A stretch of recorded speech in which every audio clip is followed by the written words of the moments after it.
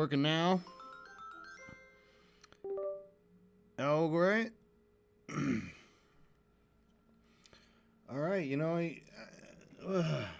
how are we gonna get started? I got a kitty cat here. Say hi, kitty cat.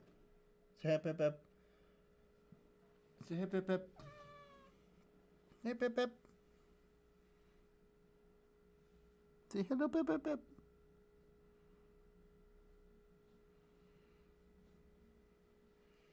Hip hip hip hip.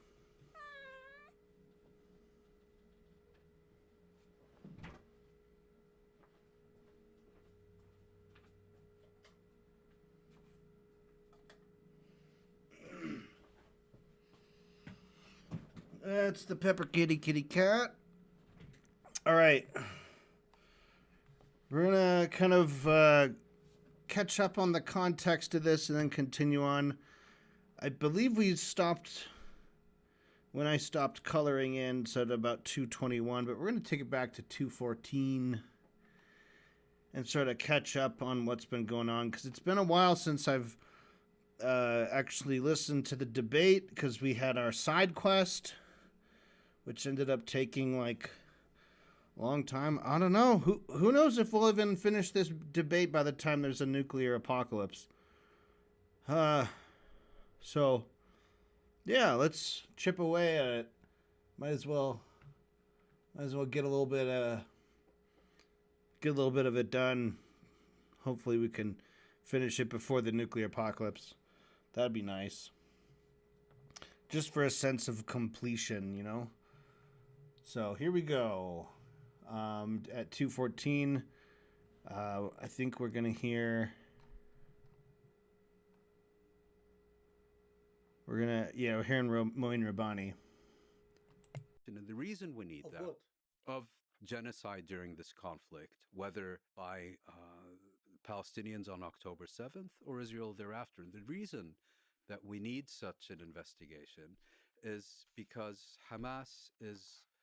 there won't be any hearings on what Hamas did on October 7th at the International Court of Justice, because the International Convention on the Prevention and Punishment of the Crime of Genocide deals only with states and not with movements.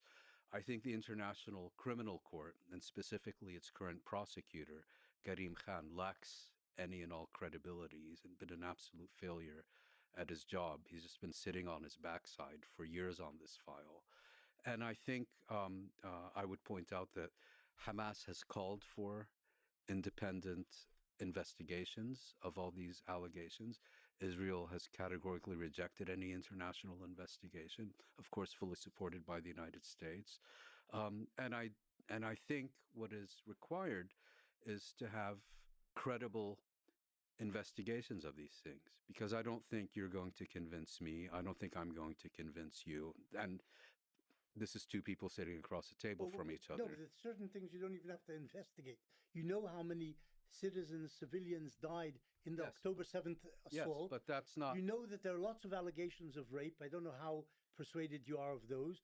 They did find bodies without heads, there were no beheadings Islamic. of infants. There were some beheadings, apparently. The Israelis didn't even claim that in the document they submitted before the ICJ. Go read what your government submitted. It never mentioned beheadings.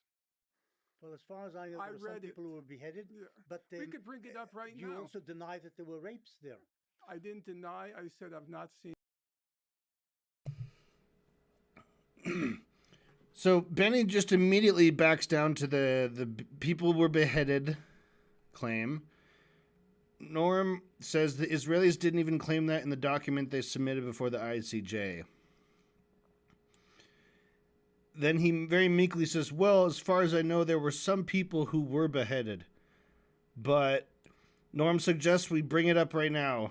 Bring up the document submitted before the ICJ. And then Benny's like, okay. Whoop. Jump to another point. Well, you also deny there were rapes there. I didn't deny. Yeah, so remember this part of the debate. Benny and Steven are mostly just trying to attack Norm by putting words in his mouth, by saying that he believes certain things or disbelieves certain things that are therefore discrediting of him. They're not going after the argument, they're going after the arguer. They're saying if this guy is sitting here, this guy is a moron and a hypocrite and a bad guy. He's one of the bad guys, this guy is. So, the whole point of saying you also deny there were rapes there, all that is it's attacking your interlocutor. Because what is Norm supposed to say? Yes, I deny it. Okay. Well, Benny, then you have to put forward a positive case. You have to tell us, you have to argue that one of the atrocities that happened was rapes, right? But just blatantly accusing of it's the classic really common Zionist tactic of trying to smear someone as a rape denier. He's a rape denier. He doesn't believe rapes ever happen. What is going on? Why is this frozen? My Word documents never freeze up. Except when I'm streaming. Only when I'm streaming. Only when I'm dreaming. A Word document. Can't catch the feeling. Getting super shy.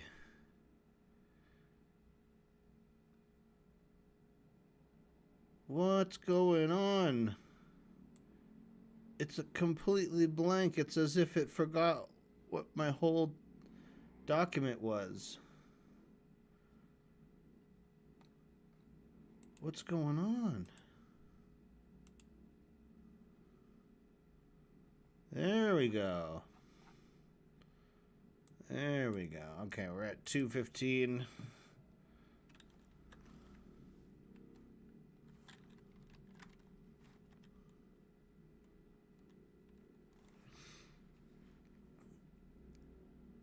$51. You also deny there were rapes there, says Benny Morris. All right, so it's just we're off the road. This is not we're not on a productive part of the debate right now. In convincing evidence that confirms it, I've said that from day one, and I'll say it today, 4.5 months later. Do you know that they killed 800 or 900 civilians in their assault? Absolutely, Yes. That seems to me indisputable. Oh, okay. Well, I'm Yes, and glad that you're conceding something. I've said that from day one.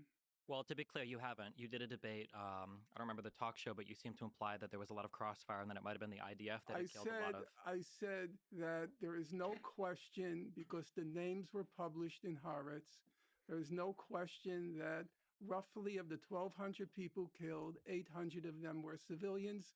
850, fine. So I never said that, but then I said, no, we don't know exactly how they were killed, but 800 civilians killed, no, 850, no question there. And I also said on repeated occasions, there cannot be any doubt, in my opinion, as of now, with the available evidence, that Hamas was responsible for significant atrocities. And I made sure to include the plural. There's a lot of tricky language being employed here. Do you think of the There's nothing 850? tricky. It's called attaching value to words and not talking like a motor mouth. Okay. I am very careful about qualifying because that's what language is about. That's great. Then let me just ask a clarifying question. Do you firmly believe that the majority of the 850 civilians were killed by Hamas?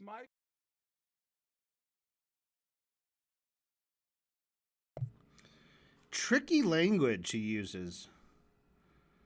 Oh, it's so tricky.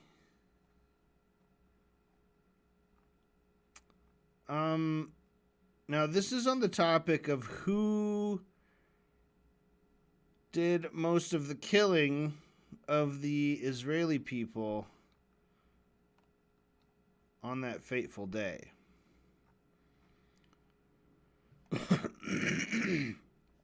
And there's many reasons that we don't know, but that definitely some were killed by the IDF. Okay? Okay? That's something we know. Why do we know this?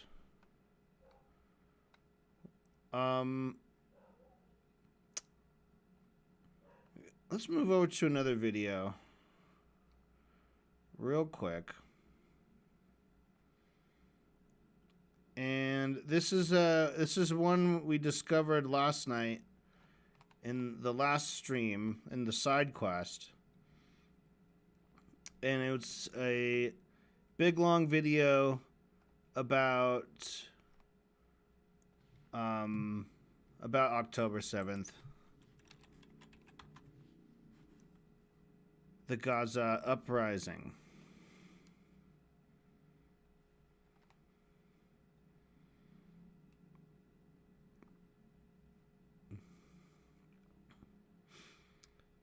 Let's see. Where is it? Is it?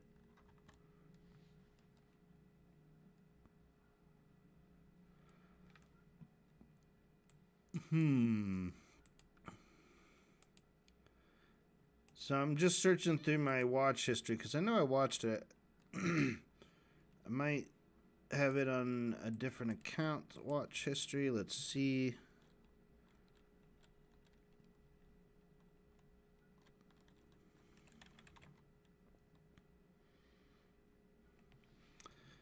Yeah, here we go.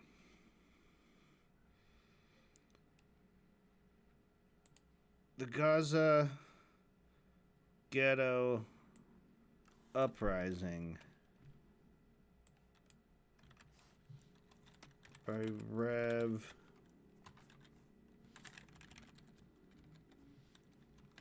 and Reeve.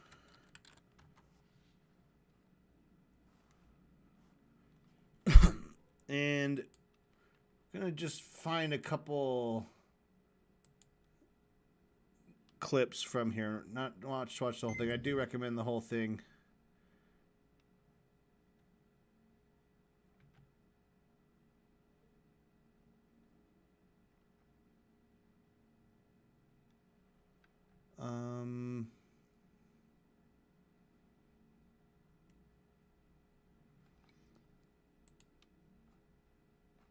Probably search through the transcript.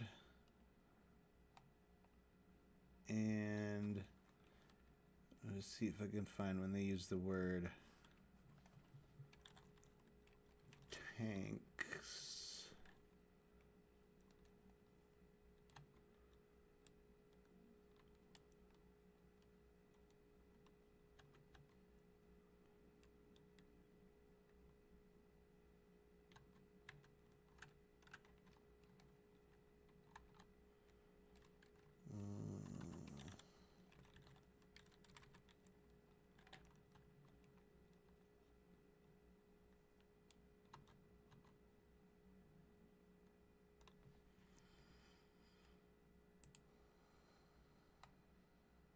And even though after she was released, she told the IDF commanders on scene that there were citizens, and even though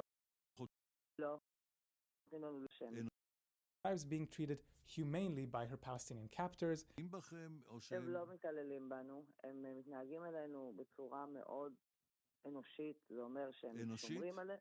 כן, מה זה אומר אנושית? שומרים עלינו, הם נותנים לנו לשתות פה ושם. and recounts how over 50 people were killed in, quote, very, very heavy crossfire. לא. הם נהרגו מהחילופי ירי, תבין שהיה חילופי ירי מאוד מאוד קשים. חד משמעית. And by tank shells, not by Gaza fighters, all while the Israeli radio host tries to goad her otherwise. So that was an eyewitness to the event saying there was very heavy crossfire, and undoubtedly their own forces killed many of the people.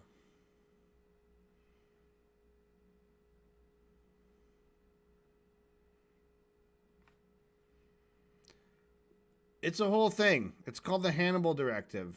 They have a whole doctrine and strategy of you kill your own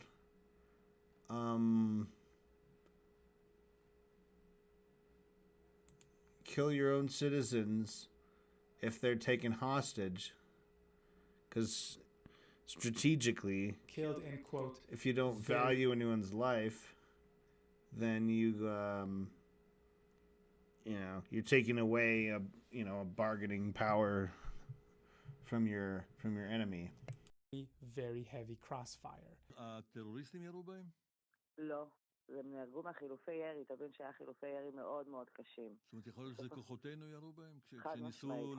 And by tank shells, not by Gaza fighters, all while the Israeli radio host tries to goad her otherwise.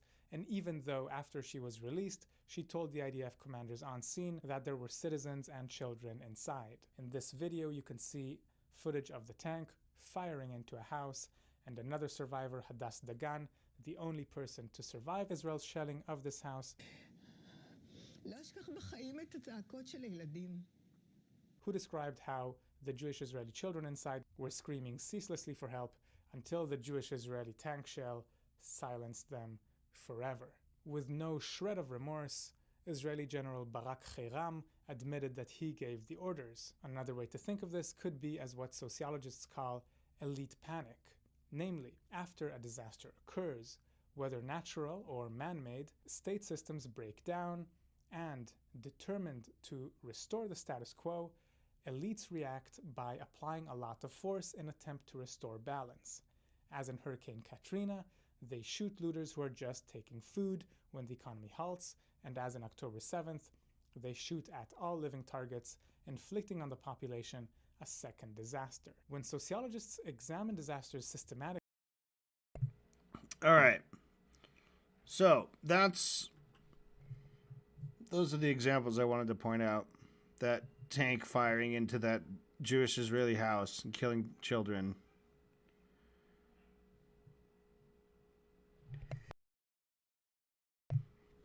And they try to count that as a Hamas attack, right? They're like, that was Hamas.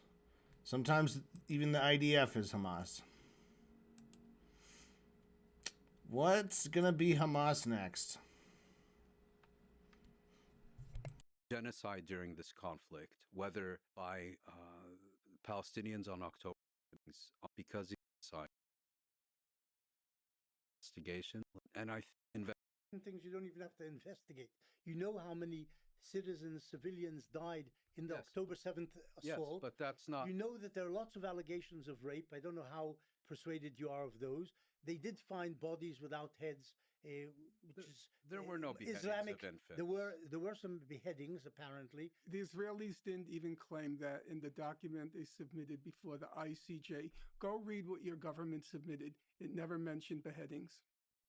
Well, as far as I know, there were some people who were beheaded, but we could bring it up right now. You also deny that there were rapes there. I didn't deny. I said I've not seen convincing evidence that confirms it. I've said that from day one, and I'll say it today, 4.5 months later. Do you know that they killed 800 or 900 civilians in their assault? Absolutely. Yes. That seems to me indisputable. Oh, okay. Well, I'm Yes, glad that you're conceding something. I've said that from day one. Well, to be clear, you haven't. You did a debate. I don't remember the talk show, but you seem to imply that there was a lot of crossfire and that it might have been the IDF that had killed a lot of... I said that there is no question, because the names were published in Haaretz, there is no question that roughly of the 1,200 people killed, 800 of them were civilians. 850, fine.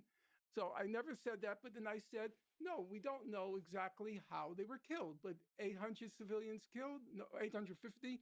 No question there. And I also said on repeated occasions, there cannot be any doubt, in my opinion, as of now, with the available evidence, that Hamas was responsible for significant atrocities. And I made sure to include the plural. There's a lot of tricky language being employed here. Do you think of the There's 850? nothing tricky. It's called attaching value to words and not talking like a motor mouth. Everything's freezing up on me. My video's frozen. My fucking Word document is frozen. Come on. Come on now.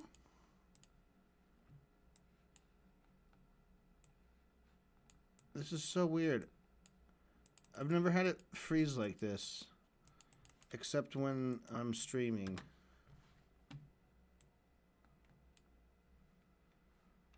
Look what the stream is doing to me.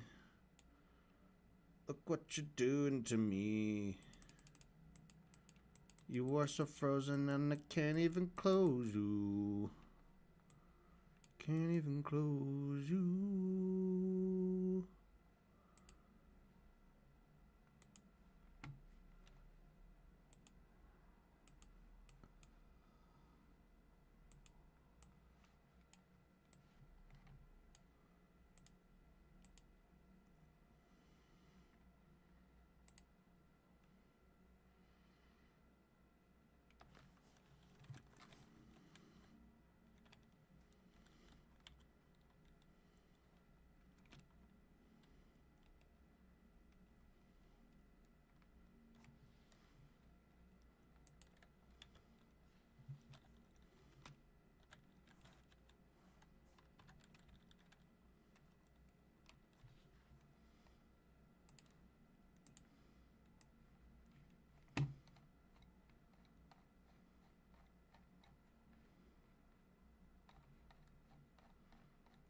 All right, I'm going to do something,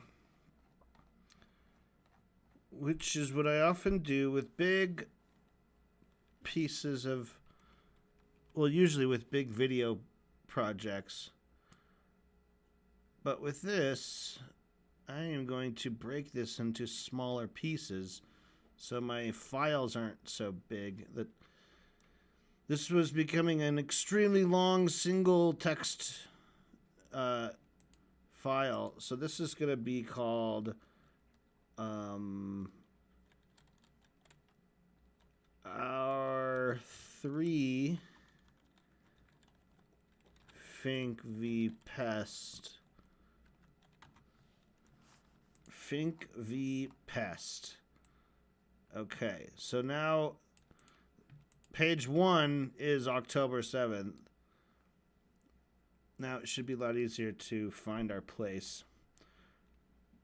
But we'll still have the other one we can do find and search, and if we need to refer back to past things said. But this is now a lot smaller. It's only 30 pages. So, yeah, okay, we're in Stephen Bonell's. There's a lot of tricky language employed here. What's a tricky language?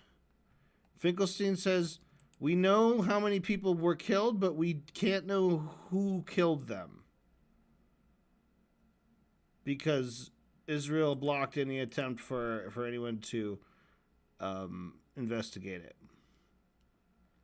That's really tricky language. Finkelstein pushes back on that. He says, there is nothing tricky. It's called attaching value to words and not talking like a motor mouth. I'm very careful about qualifying because that's what language is about. Stephen, ever the dickhead. That's great. Let me just ask a clarifying question. Do you firmly believe that the majority of the 850 civilians were killed by Hamas? Stephen, you're such a fucking dipshit.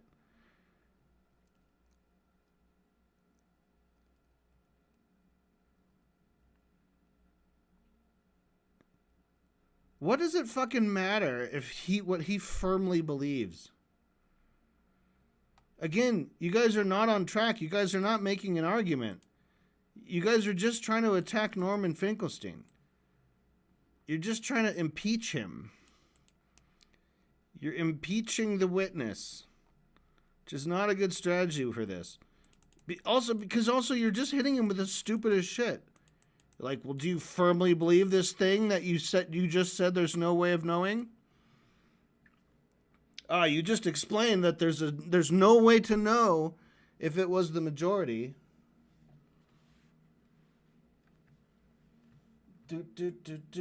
Dante's got a great piece of advice here. I would recommend downloading an offline version of the doc. That way you don't have to use all your browser memory with different tabs. Such a good idea.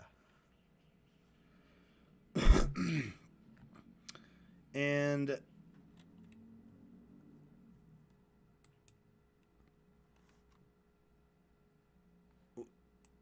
I have probably got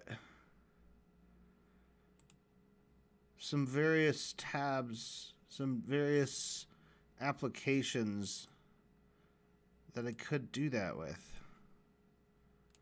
It's a very good plan.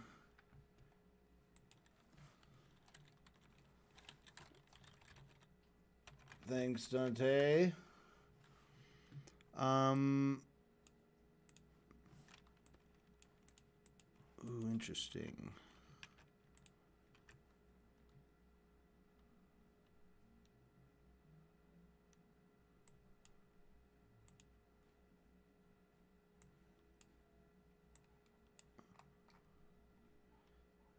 Does it keep my colors? Oh no, it doesn't retain the... It didn't paste all my my shits. My highlight colors. To redo all that. Alright. Maybe let's do that for next time. Slow down the speech and attempt to listen. When I was explicitly asked by Piers Morgan, I said there can be no question that Hamas committed atrocities. And then Stephen Bonnell's like, yeah, committed atrocity. I've heard this, yes. His question is, wait. Do you firmly believe that the majority of the 850 civilians were killed by Hamas? Wait, you didn't. Wait. You're saying from day one you believed this particular thing, and you clearly don't. You clearly don't believe this thing. What is this thing? Well, let's hear him. Let's hear him scream it out. It's frustrating, but we got to do it. Okay. I am very careful about qualifying because that's what language is about. That's great. Then let me just ask a clarifying question. Do you firmly believe that the majority of the 850 civilians were killed by Hamas? My view is, even if it were half, 400 is a huge number. By any reckoning, it's okay. Wait, you didn't. I said wait, even if because Professor Morris, I don't know. I agree with Mouin Rabbani. I'm not sure if he concedes the 400. I'll say why 400? Because I have thought up the because 400. Right, as I said, of the 850 well, slaughtered by Hamas. So maybe a couple of individuals were killed in this very action. I don't know. You're saying from day one you believe this particular thing, and you clearly don't. You clearly don't believe this thing. You don't. From day one. What the fuck is Steven saying? Like, he's seriously thinks that he's like really like getting him on this point. Norman Finkelstein said something like, I've said that from day one. That the number of civilians who were killed, he said 900, right? And then it turns out 850. So he goes 900 civilians. Absolutely, that's indisputable. I've said that from day one. Stephen Bonnell's like, aha! You haven't said that from day one. You had a debate where you implied that you didn't know who killed that many people. How is that contradicting his point that he said, yeah, I agree with the number of people that died, but I'm saying we don't know how they died or whose fault it was. We don't know how to divvy it up. So Steven's like, well, let me just ask you some dumb shit question that if I were actually in good faith, I wouldn't ask because I would know the answer to it, which is that he doesn't know what the number is. And that even if it were a small number or a large number, it would still mean that it was an atrocity, right? That's why he said, even if it were half, 400. And then Benny Moore's like, who thought of this number, 400? Benny, it's because he's just said, he's like saying as an example, even if it was half of what it was. That's where 400 came from. You clearly don't believe this thing. And then Steven just like looks so exasperated in like a, not in a frustrated way, but in a performative way, where he's actually seems to be gloating that he's sort of, that he's winning some big point. Like he's like, gotcha, Norm. Gotcha. I guess Israel's great then. If Norm Finkelstein changed his position about something, which he actually didn't even do, but even if he did, what the fuck would that even matter? You're not arguing any kind of point. You said people died. That's not controversial. Wait, okay. hold on. If I may. That's not controversial. Mr. Bonnell. That's not controversial. Then why the fuck are you jumping on his ass about it? All of this started with Benny Morris pressing Norm, being like, do you know that they killed civilians that day? Like, what a dumb fucking question. Do you know that they killed 800 or 900 civilians in their assault? Absolutely. And then Steven's like, well, blah, blah, blah. And he's attacking. And then he sits back and he's like, you said people died. That's not controversial. That's not controversial. Like, he didn't say it as if it was controversial. He said it as a concession of whatever Benny Morris was coming at him with. He's like, are you going to deny that 800 or 900 people were killed? And he's like, no. I believe all the reports about people who say that someone died, and there's 800 or 900 of them. I accept that. And then they're just jumping around like idiots, trying to be like, well, you don't really believe it, or you didn't always believe it. What are you saying? What do you actually believe? What's the number? How many were killed by Hamas?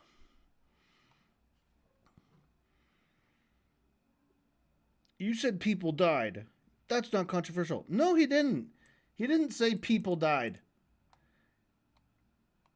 He said Hamas was responsible for significant atrocities.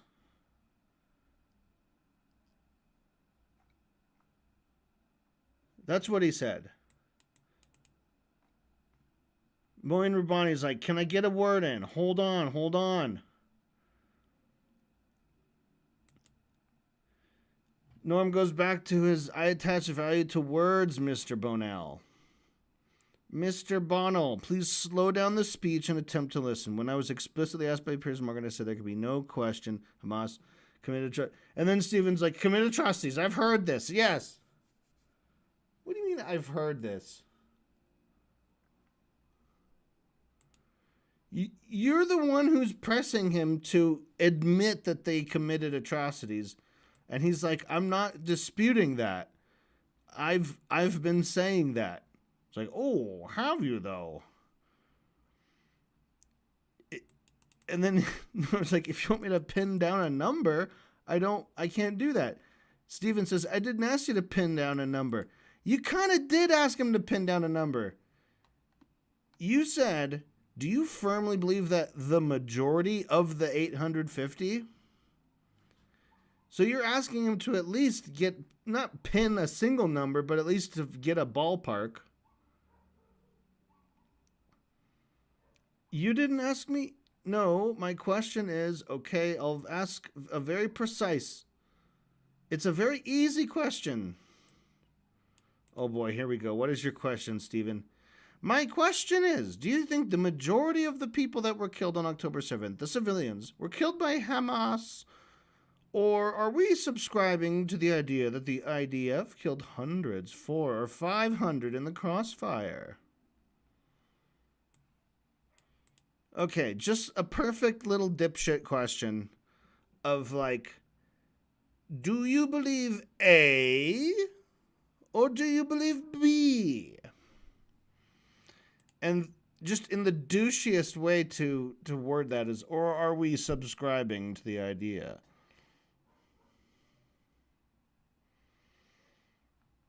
My question is, it's a very easy question. It's a very precise, very easy question.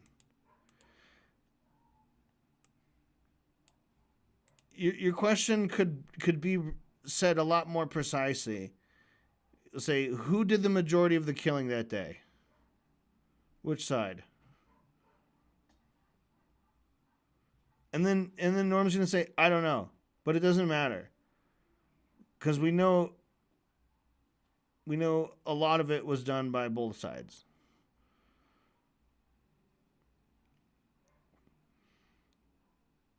Okay? Moine's going to explain why that's difficult to answer. The total number of civilians killed was 850. We know that Hamas is responsible probably for the majority of those killings. We also know that there were killings by Islamic Jihad. We know Benny Morris cuts him off. No, we're bunching together the Islamic Jihad and Hamas. That's splitting hairs now. But his question was specifically about... No, he means the raiders. He means the raiders. I'm speaking in opposition to the conspiracy theory that people like... Do you prefer Norm or Professor Finkelstein? I don't know. How do you prefer to be addressed? What a fucking... You just wasting time. It's nothing but fluff. He's got nothing to fucking say. And then why? I'm curious why they want to bunch together Islamic Jihad and Hamas. Because on that fateful day, the uprising of Gaza, it wasn't just Hamas fighting. There was other groups. They were all working in, kind of working together. But there were different factions and different groups participating in different ones, doing different shits in different areas. So when he says, do you believe they're killed by Hamas? Like, that's different than if they were killed by Islamic Jihad or someone else. And so Moeen Rabbani is correct to say all this. Benny Morris says, no, he speaks for Stephen. He says he means the raiders. I'm speaking in opposition to the conspiracy that people like. The conspiracy is the idea that the IDF killed the majority of them. Moeen Rabbani, it's not a conspiracy theory. There's also a theory that, as Norm pointed out on the show that he was on, that he thought it was very strange that given how reputable Israeli services are when it comes to sending ambulances, retrieving bodies, he thought it was very strange that the number was continually being adjusted.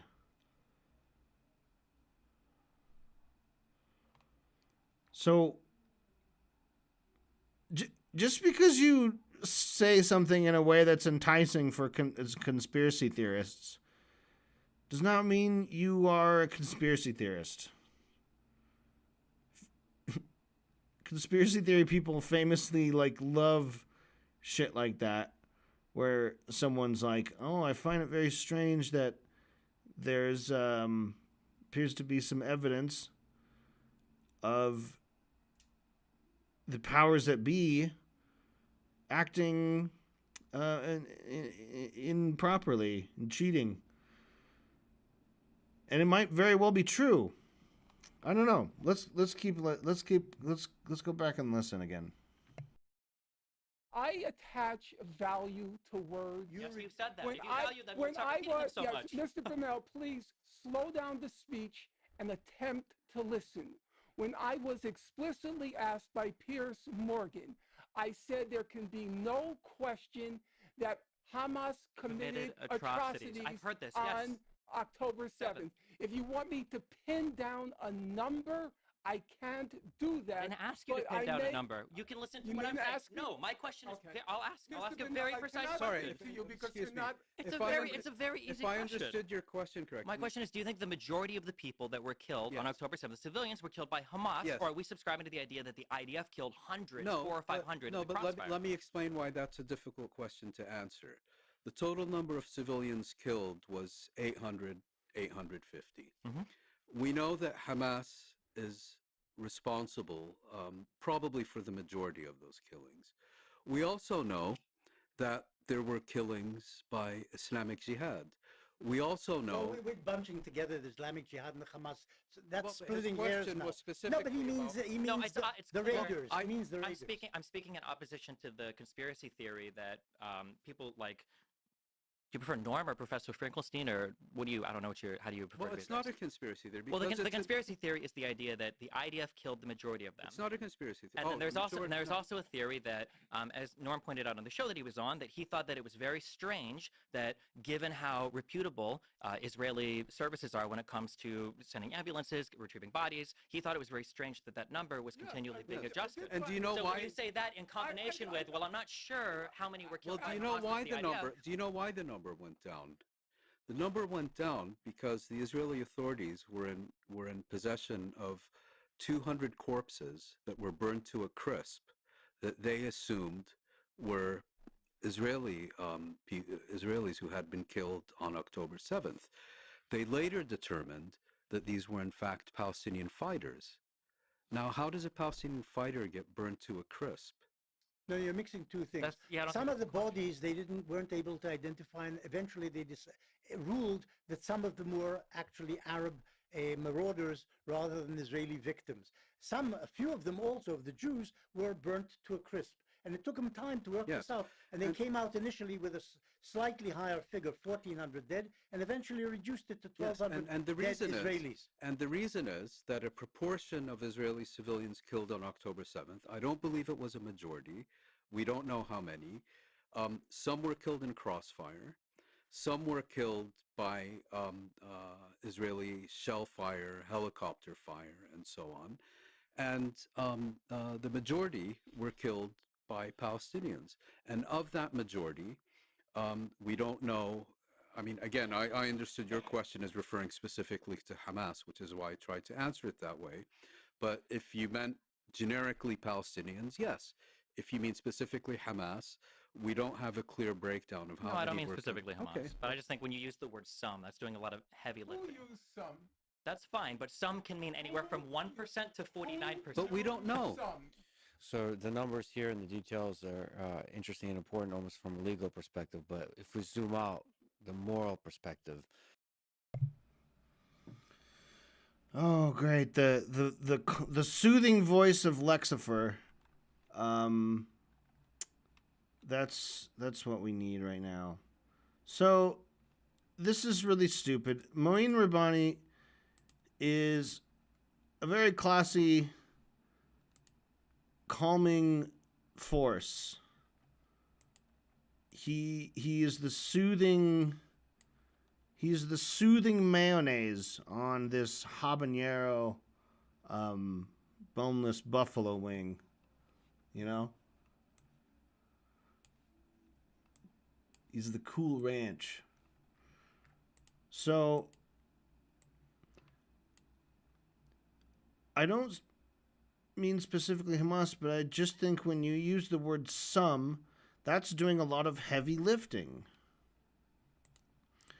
When you use the word some is doing a lot of heavy lifting. I don't know. Heavy lifting, when a word does heavy lifting,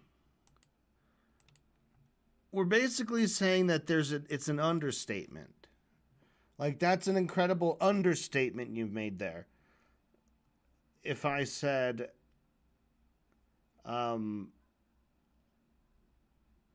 or an overstatement, I would suppose.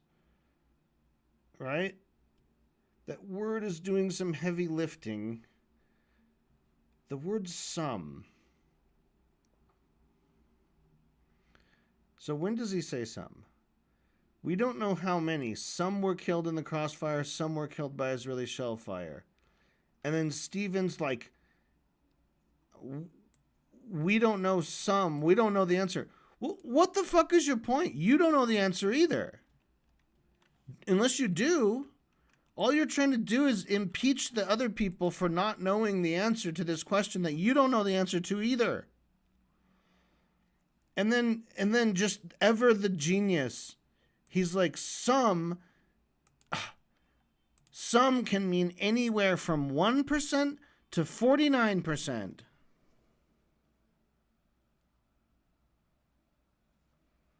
Like, yeah. What's your fucking point? If we were to stop the debate right here and award the winning prize to Steve Bonell and say, you're correct, you win.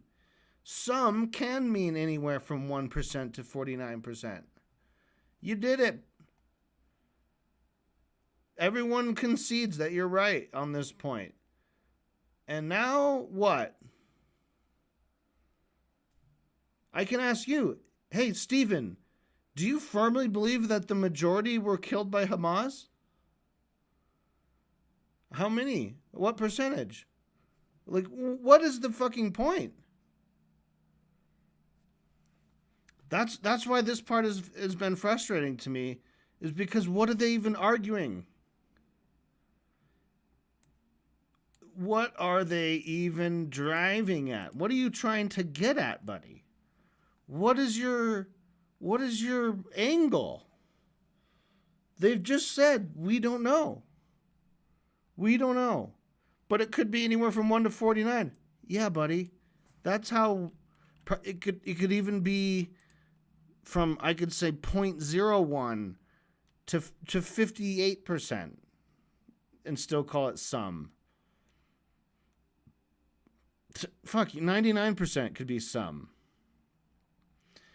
That's why when they say it's a number that they don't know, but they're sure it's a plural number, it's probably that it's above 1. They use the word some. You haven't found like a weakness in their argument. You're just being a little sophist idiot. You're just a fucking idiot. You're just a fucking idiot. Why you gotta be such a fucking idiot? You're so fucking dumb all the time. Every day, all the time. Every day, all the time, whenever you want. Whenever you fucking want.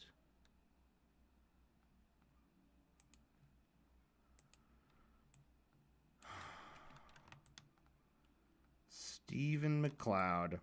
All right. So, as weird as it is to say, I was slightly relieved to hear Lex finally break this up and cut in, because this was going nowhere. This was going nowhere. Lex Friedman says, so the numbers here in the details are interesting and important, almost from a legal perspective. But if we zoom out, the moral perspective, are Palestinians from Gaza justified in violent resistance? Okay, great. Fine question. It's a fine question.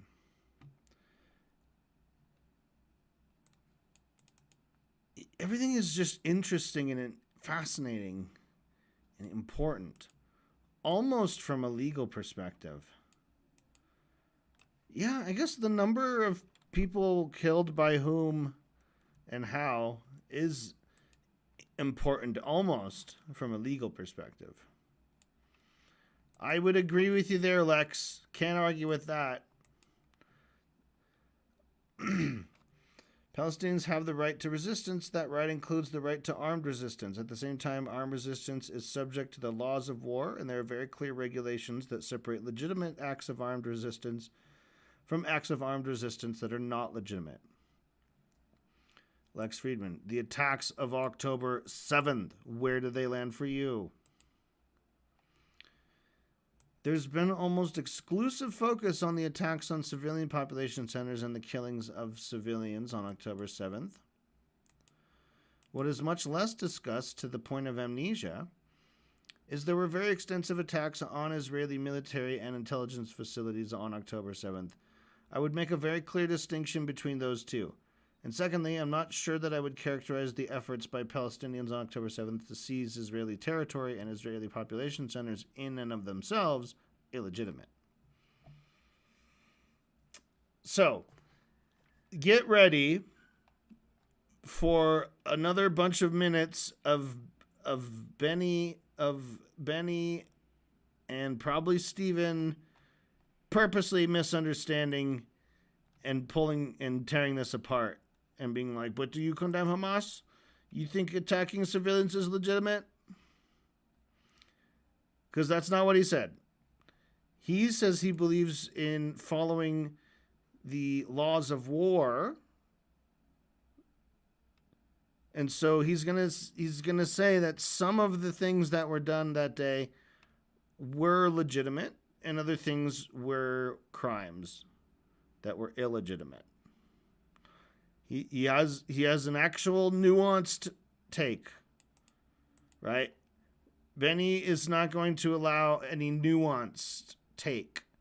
He's going to say, so you believe this? So you believe this? So this or that? But so you don't condemn Hamas, but you condemn the Israelis. All right, that's my prediction, and I have heard part of this before, and we even did the musical version. So, yeah, I've kind of taken one lap through this, and so we're gonna listen again. And oh boy, here we go. Are Palestinians from Gaza justified in violent resistance? Well, Palestinians have the right to resistance. That right includes the right to armed resistance. At the same time, armed resistance is subject to the laws of war. And there are very clear regulations that separate legitimate acts of armed resistance from acts of armed resistance that are not legitimate. And the attacks of October 7th, where did they land for you? There's been almost exclusive focus on the attacks on civilian population centers and the killings of civilians on October 7th. What is much less discussed, to the point of amnesia, is that there were very extensive attacks on Israeli military and intelligence facilities on October 7th. I would make a very clear distinction between those two. And secondly, I'm not sure that I would characterize the efforts by Palestinians on October 7th to seize Israeli territory and Israeli population centers as in and of themselves illegitimate. You mean attacking Israeli civilians? No, legitimate? no, that's not what I said. I didn't understand what you said. I think what you had on October 7th was an effort by Hamas to seize Israeli territory and population and centers. Kill civilians. That's not what I said.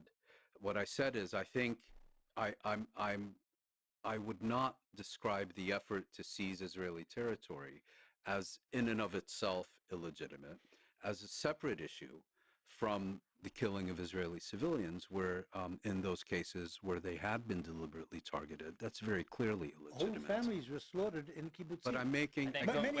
Many of them left-wingers, incidentally, who helped Palestinians go to hospitals in Israel and so on. Again, even drove Palestinian cancer patients to hospitals. Again, I'm making a distinction here. But you don't seem to be very condemnatory of what the Hamas did. Well, I don't do selective condemnation.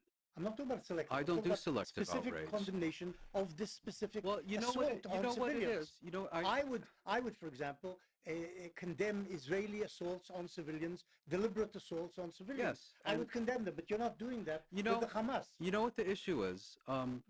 I've been speaking in public now, I would say since the late 1980s, and interviewed and so on, I have never on one occasion ever been asked to condemn any Israeli act. When I've been in group discussions, those supporting the Israeli action or perspective, I have never encountered an example where these individuals are asked to condemn what Israel is doing. The demand and obligation of condemnation is exclusively applied, in my personal experience over decades, is exclusively applied to Palestinians. No, this is and those. nonsense. Well, Israel is condemned day and night on every television channel, no. on every, and has been for the I'm last telling decade. you about a Morris, personal yeah, experience Professor lasting Morris, decades. You said, quote. Uh-oh. I Oh, hope- no. I'm trying to quote what you just said. I shouldn't have said anything at any time. You should say, Uh-oh. Professor Morris. Yes. You just said, I would condemn And I have anytime condemned. Israel deliberately attacks civilians. Yes. Okay? The problem, Professor Morris, is over and over again, you claim, in the face of overwhelming evidence, that they didn't attack civilians. That's not true. I've said Really? Israel has attacked civilians. Professor in Morris- Kibya, Israel attacked Right, civilians, Professor and I've Morris. written extensively Okay, about I it. know that. In Kafir Qasim, they killed yes. civilians, and I've written And now that. let's. So you're just Okay, eliminating, okay, you're selecting, okay. as Stephen said, you cherry pick. If I were you, Before you do, you cherry pick. Let's fast forward when you were an adult. What did you say about the 1982 Lebanon War? What did I say? You don't remember? Okay. Allow me. Uh-oh. Okay. So it happens that I was not at all I had no interest in the Israel-Palestine conflict as a young man until the This is true. until the 1982 Lebanon War. Yeah, Uh, lost the passage. I'll find it. Okay, real quick, while he's searching for that, Yeah, allow me. you That's bring up good. something that's really important that a lot of people don't draw a distinction between, in that there is just causes for war and there's just ways to act within a war. Correct. And these two things principally do have a distinction from one another. Correct.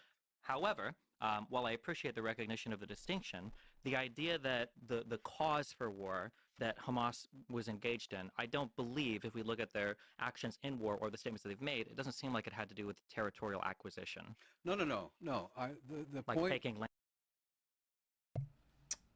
There were some words missing from this transcript. He said, "I don't believe."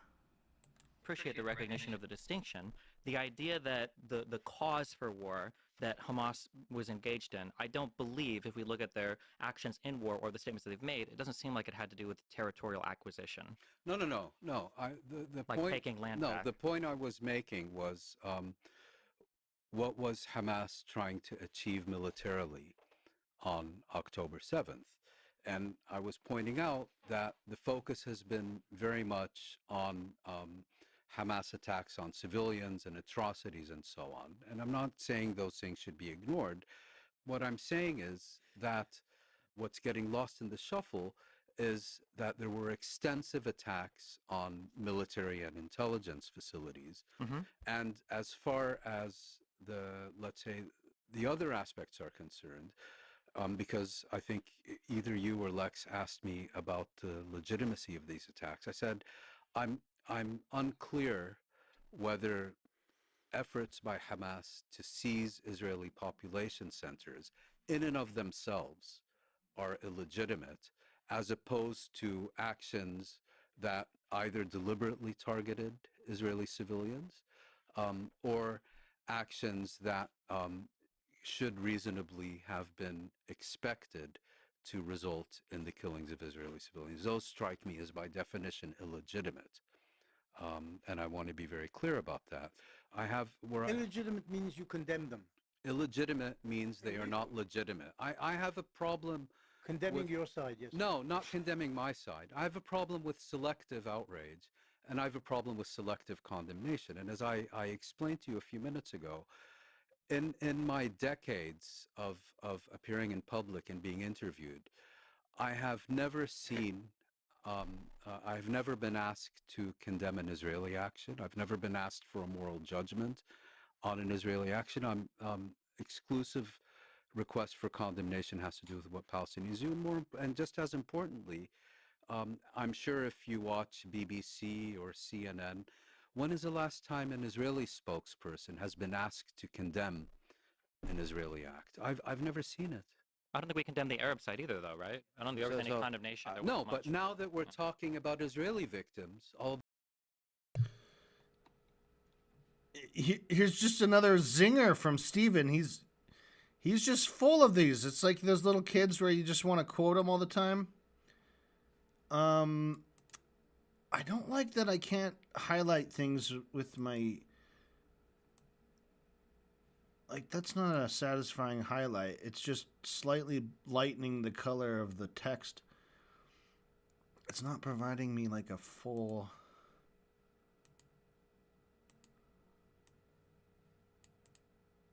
Oh, God, no. Oh, God, no. Well, anyway, I don't think we condemn the Arab side either, though, right? I don't think there's any condemnation. Moeen Rabbani says no. Moeen, I don't know if he was listening to Steven. Steven, are you fucking stupid? Like, every single... And by the way, Steven, don't answer that. It's called a rhetorical question. You fucking idiot.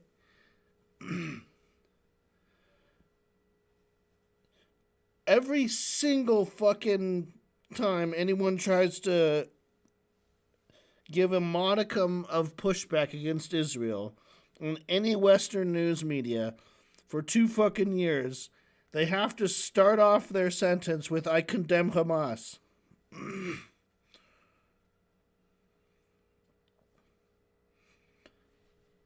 And he's never, ever had to say that about anything Israel's ever done.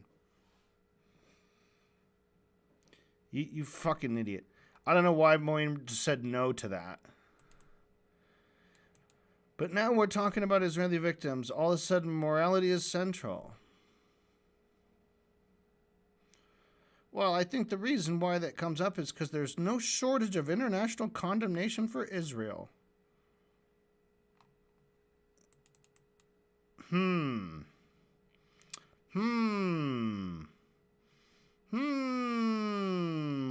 is that? Why is that, Stephen? Yet they keep getting away with it. You fucking fuck. You stupid fuck. You're a fuck and you fuck. And you're so fucking stupid. Of a sudden, morality is well, I think the reason why it comes up is because there's no shortage of international condemnation for Israel. As Norm will point out 1,000,000 times, that there are 50 billion UN resolutions, you've got Amnesty International, you've got multiple bodies of the UN, you've got now this case for the ICJ, so there's no question of if there's condemnation for Israel. Sorry if I can interrupt you. In 1948, the entire world stood behind the establishment of a Jewish state in the entire world. No, except the Arab states and the Muslim states. Well, not the entire world. Okay, but I think you know what I mean by that. The Western democracies, that's what you're saying. Well, and then also just my quick question. Western democracies supported the establishment of Israel. My quick question was, you said that you believe that, this is a very short one, you don't have to, it's just, you think that there's an argument to be made that the people in Gaza, that Hamas and Islamic Jihad, whoever participated, had a just cause for war. Maybe they didn't do it in the correct way, but they maybe had a just cause for war. I don't think there's a maybe there. The Palestinians... Okay, you think they absolutely had a just cause for it. Yes. Do you think that Israel has a just cause for Operation Swords of Iron? No, of course not. Okay.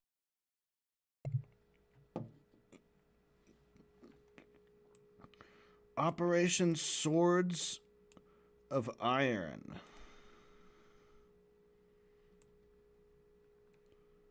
What is Operation Swords?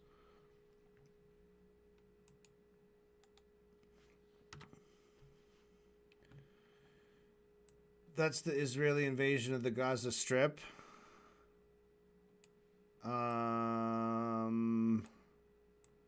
So, in other words, it's something I don't fuck with. Swords of Iron?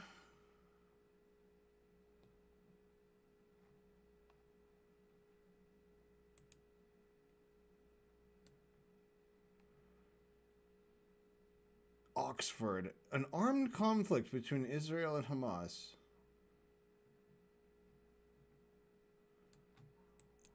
where instead of fighting Hamas, Israel just drops bombs on top of all the buildings in every single square inch of the city. Because they're very brave. They're very brave men and women fighting force. No, of course not. Okay, so yeah. Yeah. Straight up. Any Palestinian resistance group had a just cause for war. Israel's only just choice, if they wanted to be moral at that point, they would immediately surrender. Immediately surrender.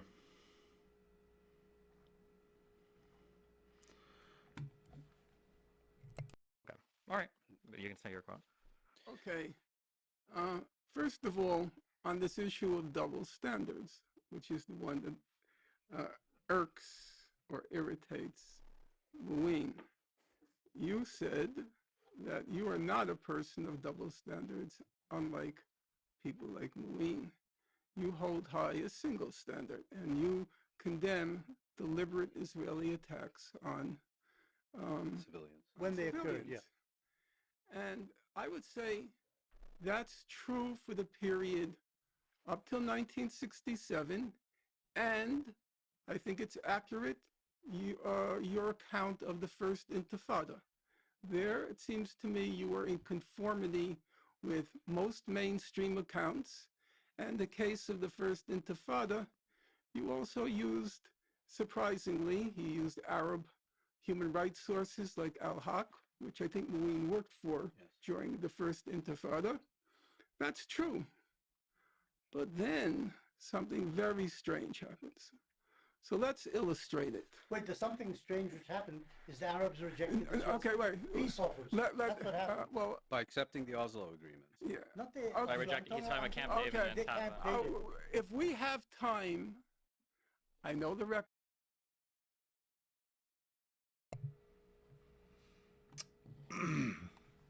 So a little detail.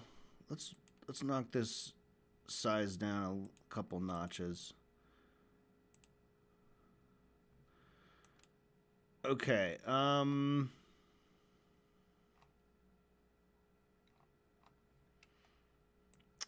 So I'm using a offline Word document. I don't usually use Word, so I'm not as familiar with how to like do shit on this, but it's more or less working.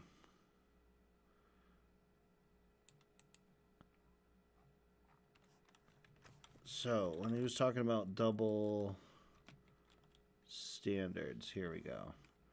At 2030. Oh, why are you moving me around? Okay.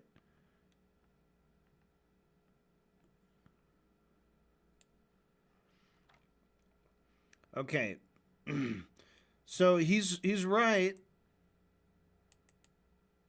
because can you do things like make bookmarks? Comment. Ooh, interesting. I can write a comment.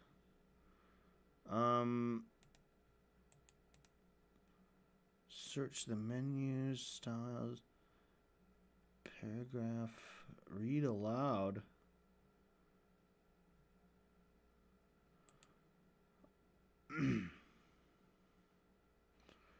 You hold a single standard. You condemn deliberate Israeli attacks on civilians.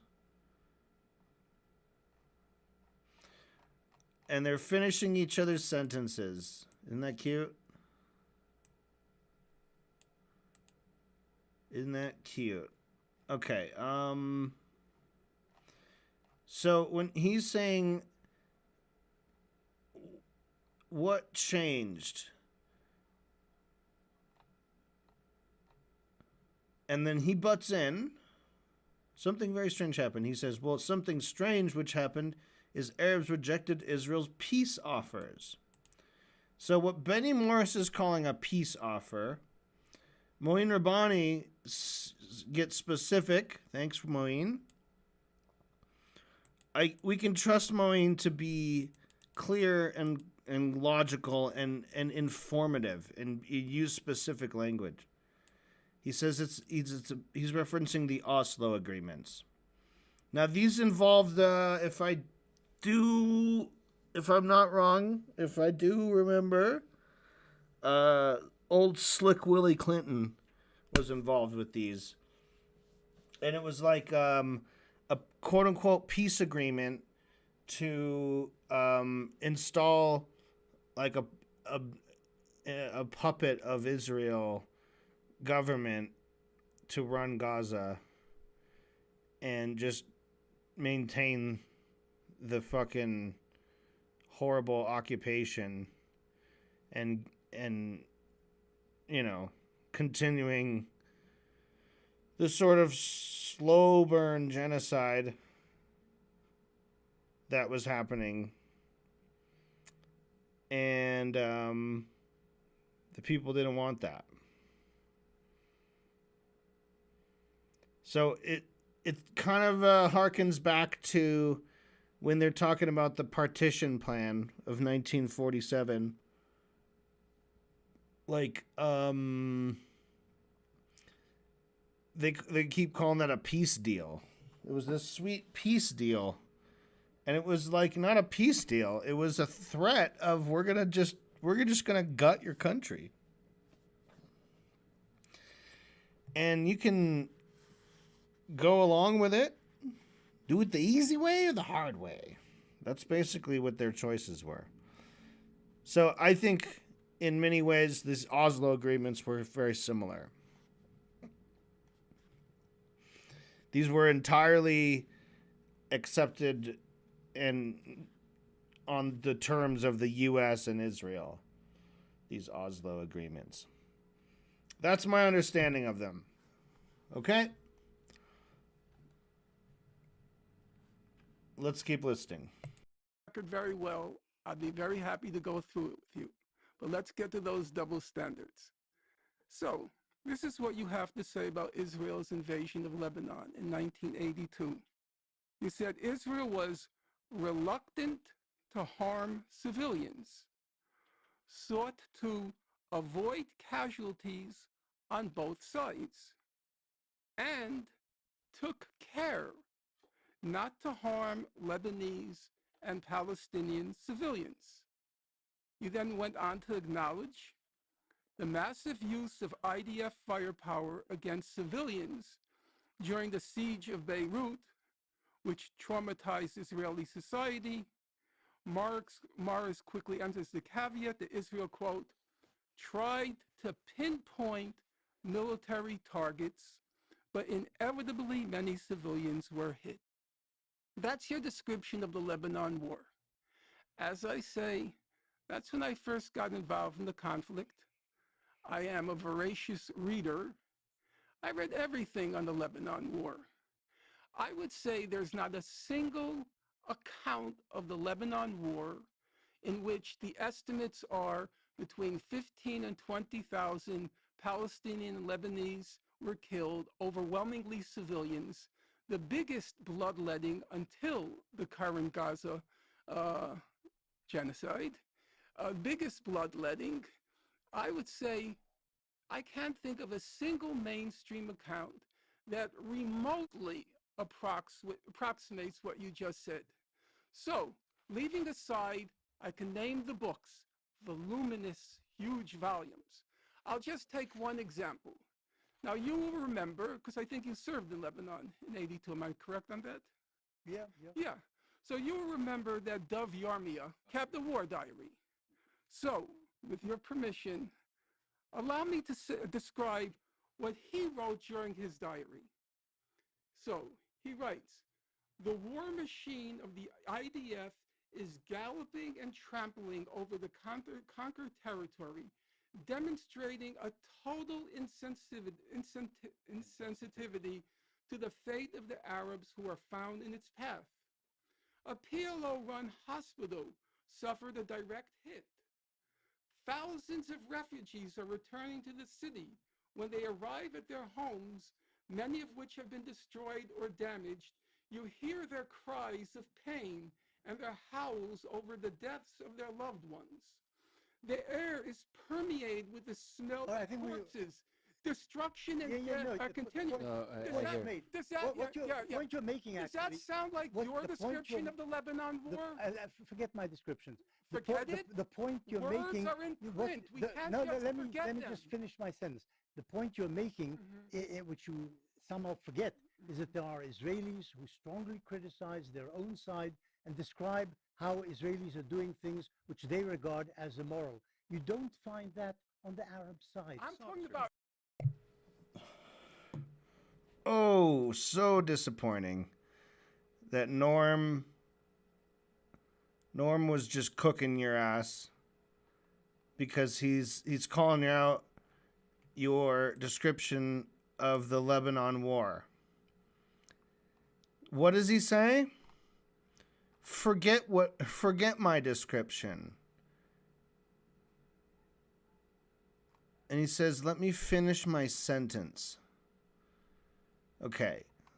We're not going to we exist outside of time. So we can finish his sentence for him by just reading it. We're going to zoom forward.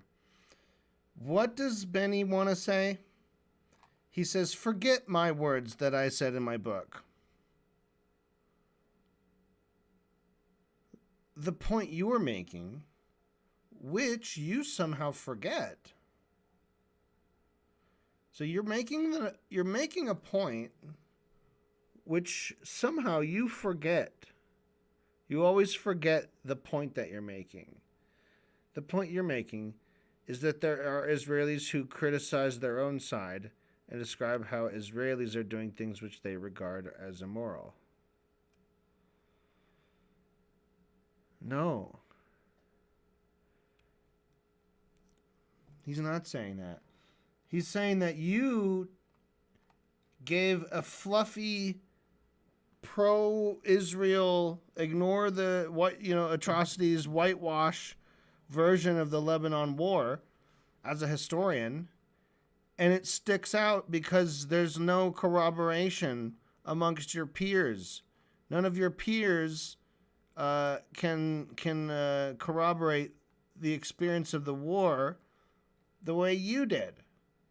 You went soft, Benny.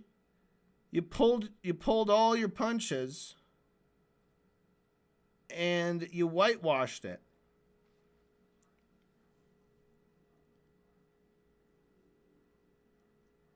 He's a voracious reader. He reads everything on the Lebanon War. So when he gets to your book, it sticks out. He says you're a very good historian.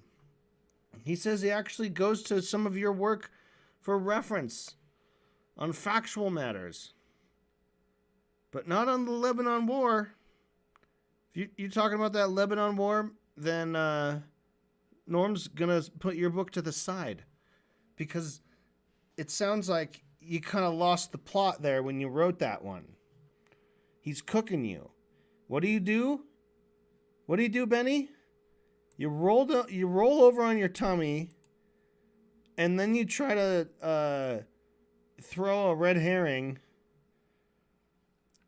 and just tell Norm what the point he's making, and the point that you say Norm is trying to make is that some Israelis criticize their own side, and then Benny Morris now that Norm has made that argument, now that Benny has said that Norm made that argument, Benny has a counter argument to that, which is, well, you don't find that on the Arab side.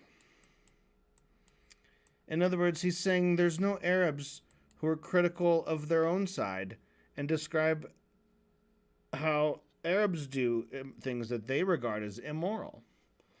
You don't find it, he says. Now, I don't think that's true. I don't think that's true at all because there are lots of different people who are considered Arabs in different countries, And they all have different political parties and different groups. And I'm sure there is plenty of infighting and argumentation and criticism happening within the Arab community. I'm pretty damn sure that probably exists. In fact, I don't know. I'd have to talk to someone who's more familiar with the literature. But I have a feeling that's not true. But anyway, Benny, you just like trying to think of how that is. It's like you just run up and stick a position on someone, and then you defeat it. I guess it's just a straw man. Now that I think about it. But it's an interesting kind of straw man where it's kind of a gaslighty straw man. You keep forgetting what your point was. The point you were making was that there's Israelis who criticize their own side. Why would that be the point he was making? Why would Norman Finkelstein make that point? Was it because he is describing... He's reading the diary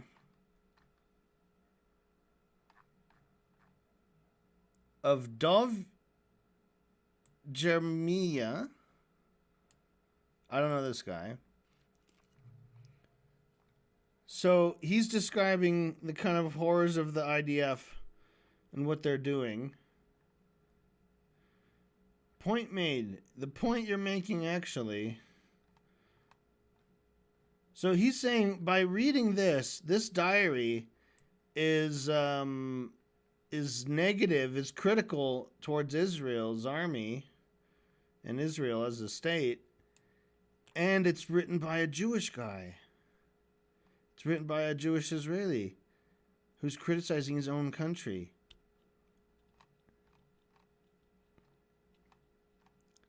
That's not the point that Norm's making. The point he's making is that you are a wiggly worm. Benny Morris, wiggly worm. Wiggly worm of the week, Benny. He's the wiggliest little worm of all, and he's a hypocrite. Wanna fight. Forget it. Forget my words. And then he says, you don't find that on the Arab side. Okay. What a weaselly little dumbass. No, I'm saying, I'm talking to you, Mr. Morris. I'm not talking about Dov Jeremiah. I'm talking about you, the historian. What did you depict? How did you depict the Lebanon War? Yes, thank you, Norm. See, I knew Norm could come in and explain it. We're not talking about that guy. We're talking about you. Because I believe that the Israeli military tried to avoid committing a civilian inaudible, as I think they failed to do in Gaza now. Israeli military tried to avoid committing a civilian, as I think they failed to do in Gaza now. They failed to try to avoid committing a civilian inaudible.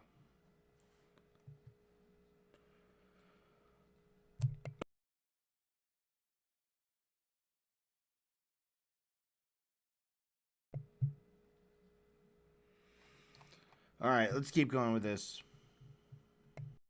Which they regard as immoral. You don't find that on the Arab side. I'm talking about don't you, find that. Mr. Morris. Don't I'm not get talking me. about Dev Don't Jeremiah. hear me out. It's the I'm left talking wing. about you, the historian.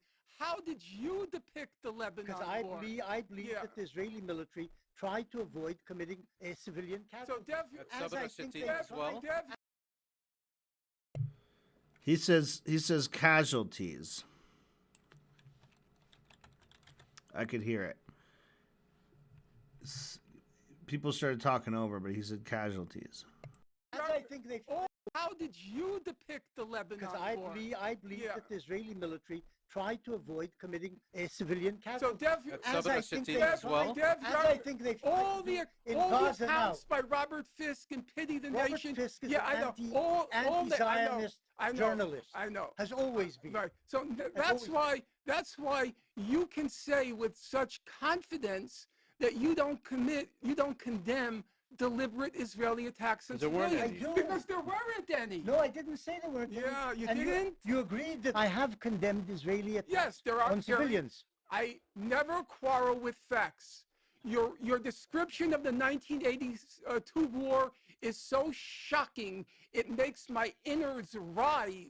And then your description of the Second Intifada, your description of defensive shield, When the Arabs were bombing, worse. when They Arab were suicide worse than bombers, when apologetics. Arab suicide Boom! Benny, he's going after your work, sir. He's going after your professional ass work. Like, he's getting you, dude. He's getting you. That's got to be tough to hear if you're a, scholarly professor type historian.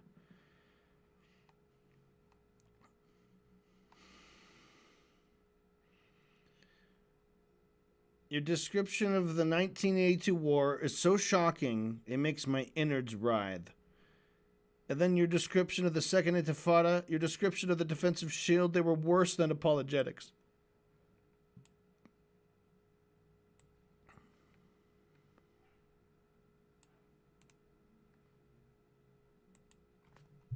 I never quarrel with facts. Your description of the 1982 war is so shocking, it makes my innards writhe. And then your description of the Second Intifada, your description of defensive shield, they were worse than apologetics. Okay, I don't like that. I don't like that voice.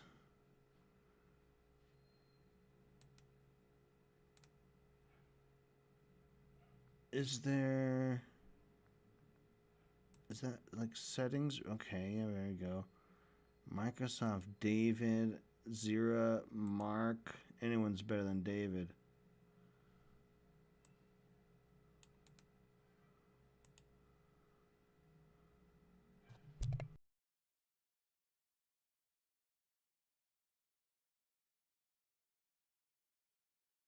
Two hours 35 minutes and 47 seconds. I never quarrel with facts.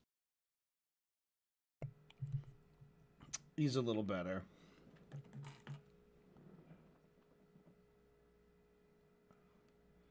Got my TV's up real loud.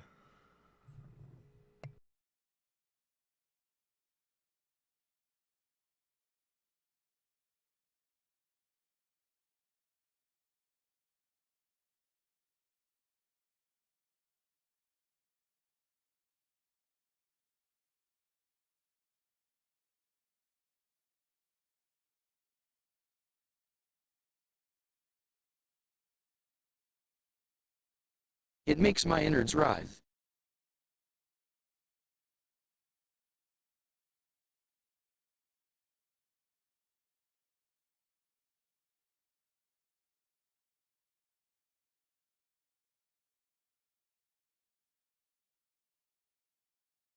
It makes my innards writhe. Writhe. It makes my innards writhe.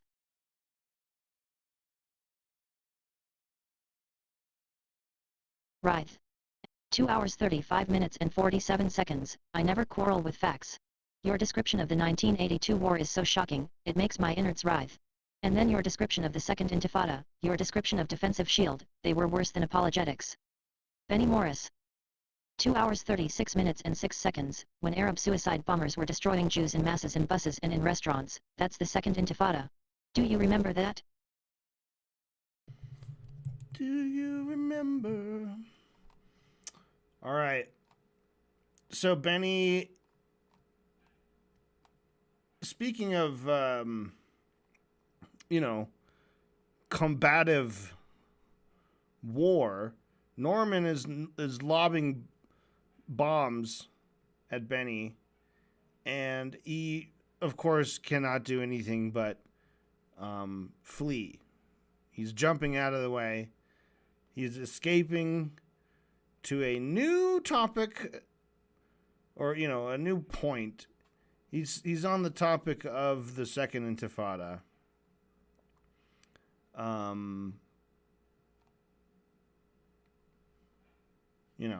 Obviously he's just gonna throw out his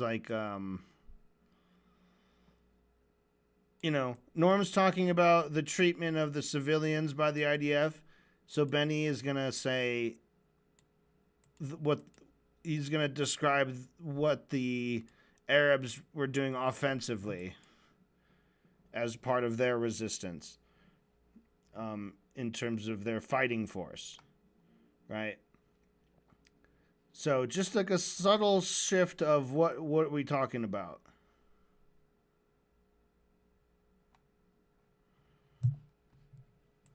That's bombers were destroying falsification. Jews in masses in buses and in restaurants. That's the Second Intifada. Do you remember that? You could try Suicide everything. bombers in Jerusalem's buses and restaurants. I am completely aware of that.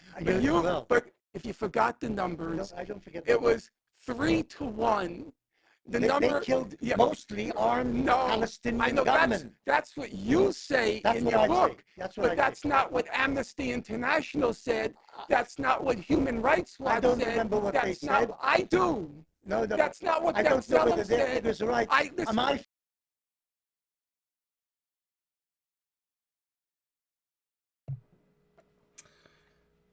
not a strong position in a debate when you're like, I don't remember what they said. Because Norm come back with, I do. I do remember what they said.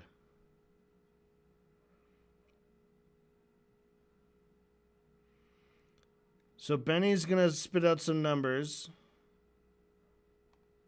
He's going to say 4,000 Palestinians were killed total. And he says most were armed. And 1,000 Israelis were killed. Almost all of them civilians. Okay, so he's going to say like if you think of the number of civilians, then it's more for Israelis. But he just uses that word some. He uses the word most. Where's Stephen Bonnell to come in here and say, but the word some could mean anywhere from 1% to 49%? That's a tricky question. You're using tricky language. This word some, it's so tricky. It's doing so much heavy lifting in that sentence. You dumb fuck. That's gotta be one of his we're gonna have to pick that one out for one of those big Stevenisms. I think I picked out a few of his choicest dumb, absolutely dumb comments. The kind of dumb comment where you could seriously just sit and talk about how fucking stupid it is for an hour.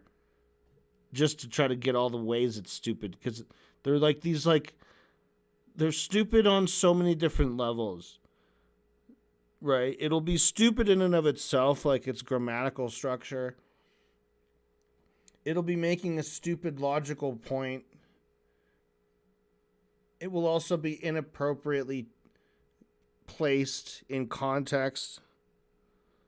It's just one of those kind of things. It's just one of those things. When he's talking about how the word some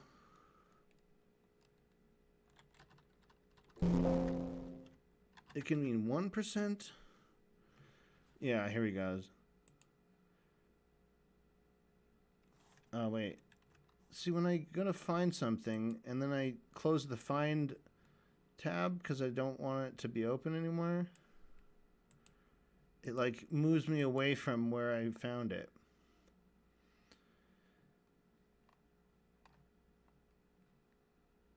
I think when you use the word some, that's doing a lot of heavy lifting. Who used some? That's fine, but some can mean anywhere from 1% to 49%. Who used some? But we don't know.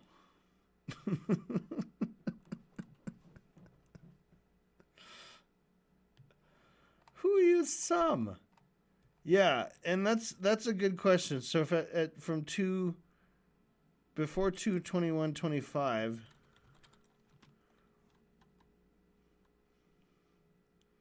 some can mean anywhere. So let's go backwards from that. There were some beheadings, says Benny Morris. Well, that word some is doing a lot of heavy lifting because it's actually 0. Benny also said some people. Okay. Benny Morris said some of the bodies. Some of them were actually Arab marauders.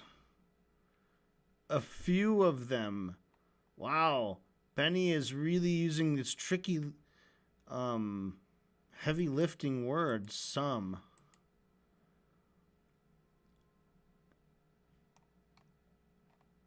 Moeen did say some were killed in the crossfire, some were killed by Israeli shell fire, helicopter fire, and so on. Does that seem like tricky use of the word some? Like, I know you asked which had most, right? And in the sense that, like, if you're strictly saying, tell me which did the most, and you answer, well, some did and some didn't. And then you could say, well, you're being tricky in a sense. It's not tricky language, but the fact that you didn't clarify what was more, you didn't use a comparative adjective, then I guess maybe you could say you're being tricky. But this is when he said that. Some were killed by Israeli shell fire. So Stephen Bonnell's response is, I just think you use the word some. That's doing a lot of heavy lifting. Oh, I have some with a space after it. It doesn't include the word some with punctuation after it. I just think when you're using some, that's doing a lot of heavy lifting. Who used some? That's fine, but some can mean anywhere from 1% to 49%. It could also mean more than 49%. You dumb fuck. Some just means a plural number, an indefinite number, more than one, 2 or more of right? That's all it denotes.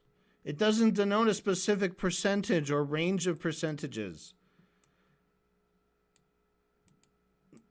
Not necessarily. And he completely clarified what he means by some, which is a number that you don't really know. Some people like crunchy peanut butter. Some people like smooth. What? Why are you being so tricky? What is this rhetorical trick you're saying?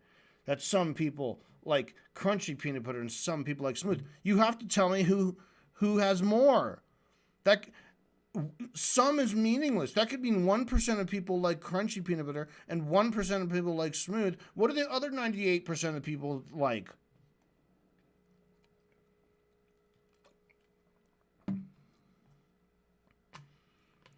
I don't know, man. And if I said, do smooth peanut butter people or do crunchy peanut butter people commit more crimes? I don't know, but undoubtedly, I'm sure that some people who eat smooth peanut butter commit crimes, and I'm sure that some people who eat crunchy peanut butter commit some crimes.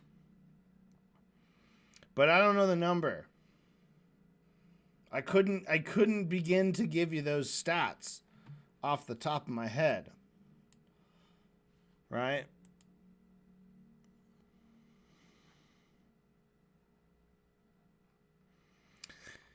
The use of some. Okay, so that's definitely like an all-time Stevenism right there.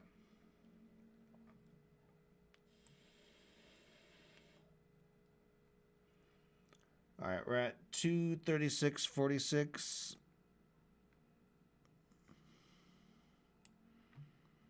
Yeah, let's take it back a little bit. That's not what Amnesty International said. That's not what Human Rights Watch said. I don't remember what they said. I do. No, that's not what I don't know whether their said. figures are right. My figures are right. Listen. In the Second Intifada, some 4,000 Palestinians were killed. Most of them armed people, and the Israelis, 1,000 Israelis were killed. Almost all of them civilians. Professor Morris, fantasy, but I'm not going to argue with here. Here's a simple challenge. You said not to look at the camera. Scares the people. I'll make the open challenge. You are going to scare them. No, Professor Morris. Open challenge. Words are in print. I wrote 50 pages analyzing all of your work. I quote, some will say cherry pick, but I think accurately quote you. Here's a simple challenge. Answer me in print. Answer what I wrote and show where I'm making things. Yes. This is literally the true pinnacle of facts and logic, right? We can give you every advantage in the world in terms of the time to collect your resources and make your case in print. In print is so much harder and more rigorous than speaking aloud, unless you have someone like me who we put it into print and analyze it like that. Because if we just sit there and watch something for 2 hours and then you like turn around and like start talking about it, you're not going to really remember most anything or everything. You're just going to kind of remember vibes. Speaking of vibes, I'm going to visit the bathing room very quickly. Let's roll this back. 3-1. They killed mostly armed Palestinian gunmen. That's what you say in your book. But that's not what Amnesty International said. That's not what Human Rights Watch said. I don't remember what they said. I do. No, that's not what I don't know whether their figures are right. My figures are right. Listen. In the Second Intifada, some 4,000 Palestinians were killed. Most of them armed people, and the Israelis, 1,000 Israelis were killed. Almost all of them civilians. Professor Morris, fantasy, but I'm not going to argue with here. Here's a simple challenge. You said not to look at the camera. Scares the people. I'll make the open challenge. You are going to scare them. No, Professor Morris. Open challenge. Words are in print. I wrote 50 pages analyzing all of your work. I quote, some will say cherry pick, but I think accurately quote you. Here's a simple challenge. Answer me in print. Answer what I wrote and show where I'm making things up. Answer me in print. I'm sorry. Okay. I'm not familiar with that's no problem. You're a busy man. You're an important historian. You don't have to know everything that's in print, especially by modest publishers. But now you know. And so here's the public challenge.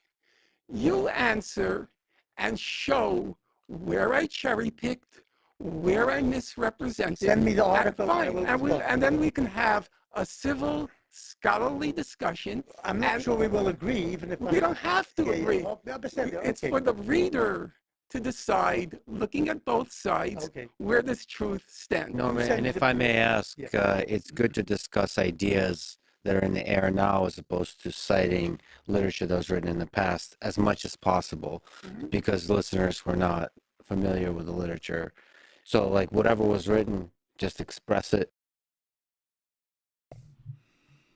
Oh, Lexifer. Oh, Lexifer Friedman. Norman, if I may ask, it's good to discuss ideas that are in the air now as opposed to citing literature that was written in the past as much as possible. Because the listeners were not... He's trying again. Before he's like, I forbid you from quoting from that book again. Lexifer Friedman doesn't know what's going on. Actually, he knows what's going on. He's completely running. He's completely like blatantly siding with Benny and Destiny. He keeps trying to chop off lines of argument. Or he really is that stupid that he thinks that because he's citing literature that was written in the past, the listeners were not familiar with the literature.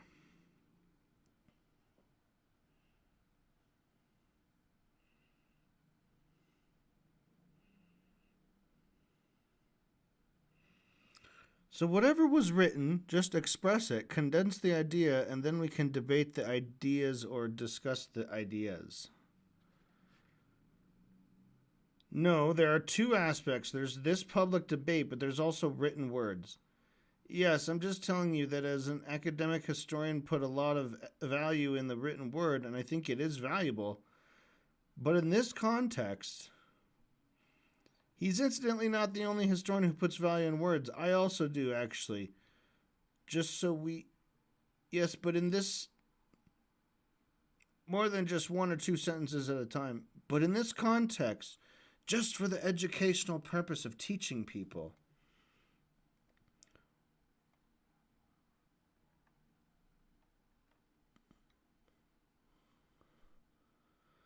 So first of all, you have to you have complete freedom to backtrack, and we'll go there with you.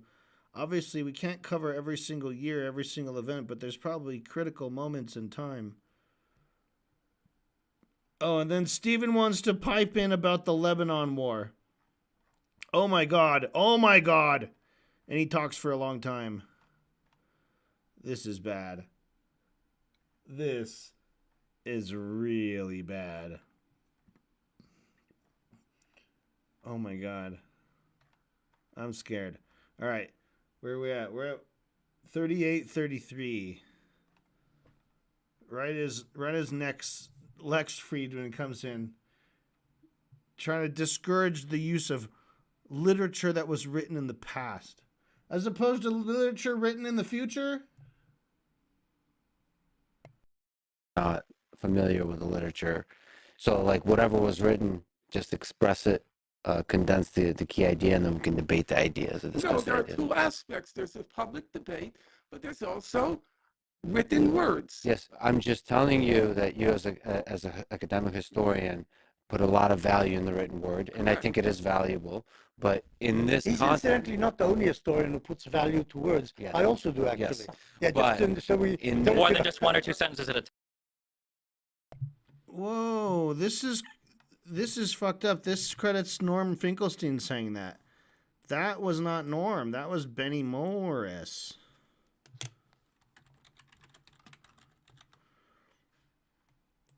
Benny Morris said that at 2:38:42.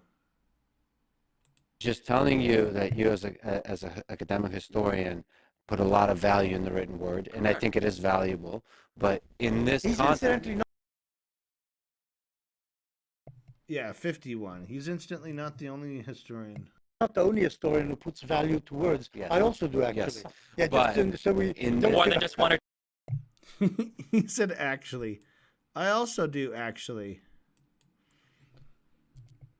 2 sentences at a time. And, yeah. but in this context, just for the educational purpose Well, the of teaching educational people. purpose is, why would people commit what I have to acknowledge, because I am faithful to the facts, massive atrocities? Knowledge is, why would people Context, just for the educational purpose the of teaching educational people. purpose is, why would people commit what I have to acknowledge, because I am faithful to the facts, massive atrocities on October 7th? Why did that happen? And I think that's the problem. The past is erased, and we suddenly went from 1948 to October 7th, 2023. And there's a problem there. So first of all, you have complete freedom to backtrack, and we'll go there with you. Obviously, we can't cover every single year, every single event, but there's probably critical moments in time. Can I respond to something relating to the Lebanon War? I looked at the book that he got this from and what the quote was from. It sounds cold to say it, but war is tragic and civilians die. There is no war that this has not happened in the history of all of humankind. The statement that Israel might take care not to target civilians is not incompatible with a diary entry from someone who said they saw civilians getting killed. I think that sometimes we do a lot of weird games when we talk about international humanitarian law. Or here's his little Stevenisms. I think he does a lot of we speak. Like when he's talking about his opponent, he says we do this. And he's talked a lot about these weird games. These weird games that people play. They play these weird games. Why are they playing these weird little games where we talk about international humanitarian law that govern conflict, but we say things like civilians dying is a war crime, or civilian homes or hospitals getting destroyed is necessarily a war crime, or necessarily someone intentionally targeting civilians without making distinction between military and targeted civilian ones. How is this a weird game? Hey, what kind of game is this that we're playing? Hey, do you want to play a game? So let's start talking about international humanitarian law. But then we'll talk about some different things that are war crimes. I think that when we analyze different attacks or when we talk about the conduct of the military, it's important to understand prospectively from the unit of analysis of the actual military committing the acts, what's happening. And what are the decisions being made rather than just saying retrospective. Oh, well, a lot of civilians died. Not very many military people died, comparatively speaking. So it must have been war crimes. Especially when you've got another side. I'll fast forward to Hamas.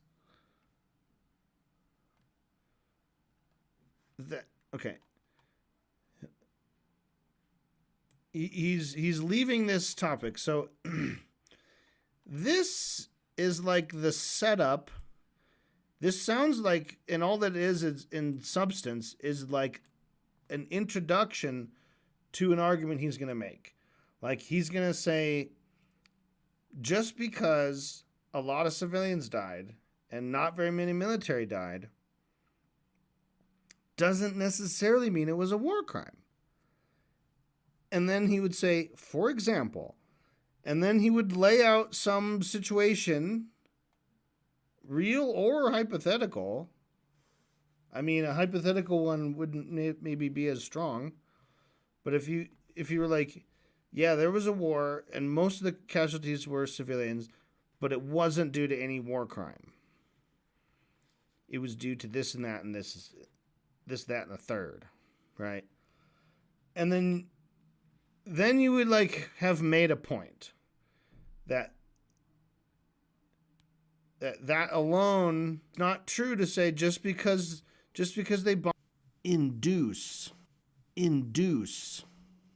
inducing civilian numbers.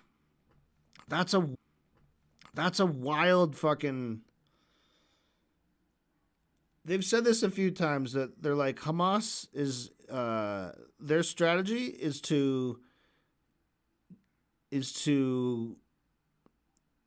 exist while Israel sends bombs all over the city into every residential place. Also, places like safe zones, like places where they specifically told people to evacuate. Safe zones, like places where they specifically told people to evacuate to, like tent cities and shit. They bombed those.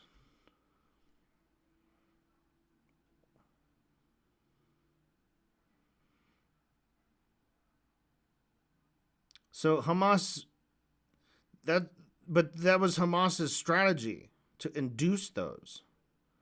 So if you think about it, Israel is just doing exactly what Hamas wants. If we're to believe Stephen, it seems like Israel is just playing right into Hamas's hands. Like they're doing exactly what Hamas wants. Hamas wants their own people to be slaughtered by the hundreds of thousands in order to induce those civilian numbers, so that theirs doesn't seem as bad in comparison. Do you really think that's like the Palestinian like movement? That's their intention?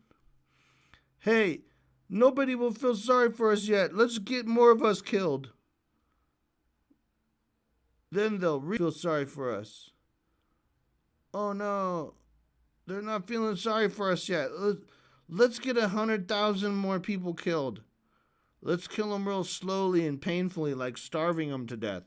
Yeah, that's great. Then they'll feel sorry for us, and then they'll come save us? What is their plan?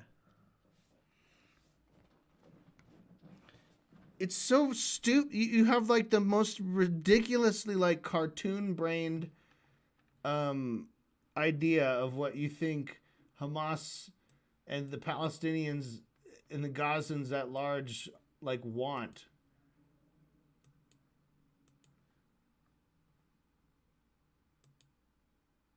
You dick.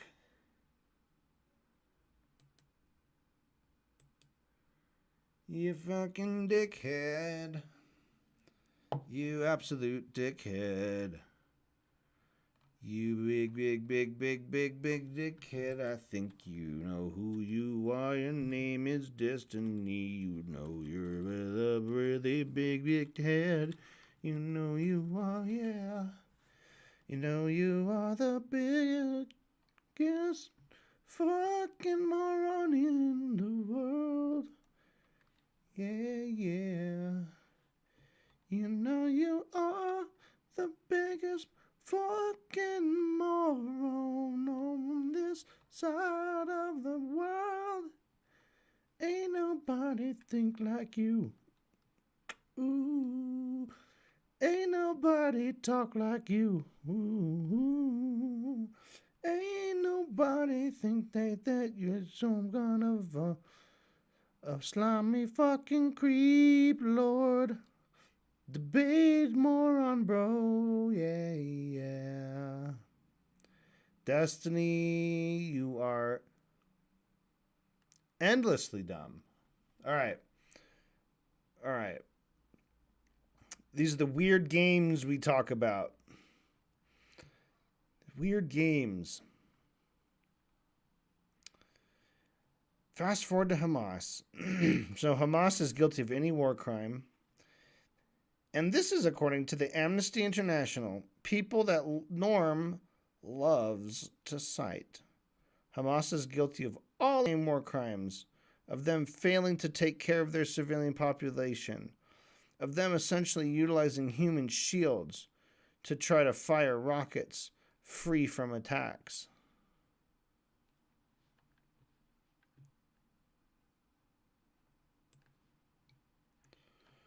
We're going to grab another big chunk of this. Might as well just grab the whole hour. the whole rest of the hour.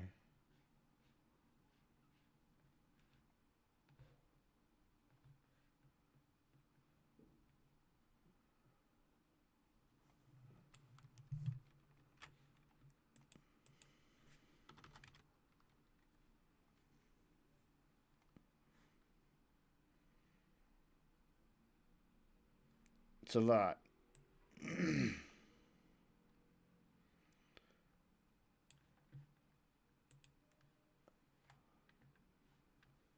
Okay, we're at 240.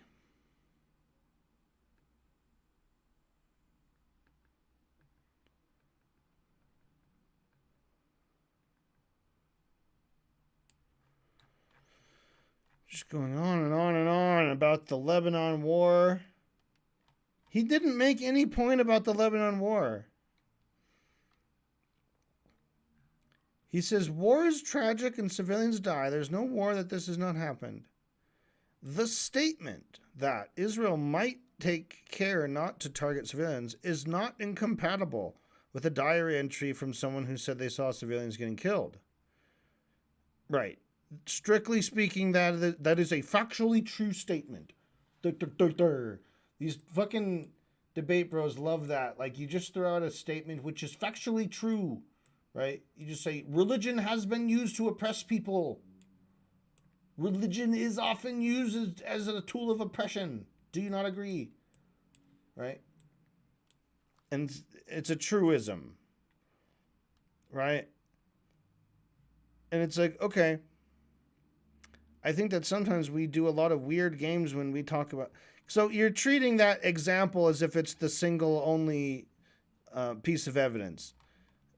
The way Norm was laying this out, it's clearly just one example. And then he says, we do a lot of weird games. And then he says, hypothetically, just because a lot of civilians died compared to how many others died, it doesn't necessarily mean that it was war crimes. Doesn't mean that they were intentionally targeting them. Doesn't mean they meant to. It means it could have been an accident. It could have been an accident. That's what he says about the Lebanon War, basically. Can I respond to the Lebanon War? All that shit could have been an accident. And like when we talk about Hamas, fast forward to Hamas, they are definitely guilty of war crimes. It wasn't an accident for them. They're definitely already guilty of every war crime. They did every war crime. Hamas is guilty of any war crime that you would potentially accuse. Hamas is guilty of all these same war crimes. So he's like, the IDF maybe didn't do it, or because maybe it was an accident. Maybe they were all accidents. Fast forward to Hamas. Yeah, Hamas is definitely guilty of him. Definitely guilty.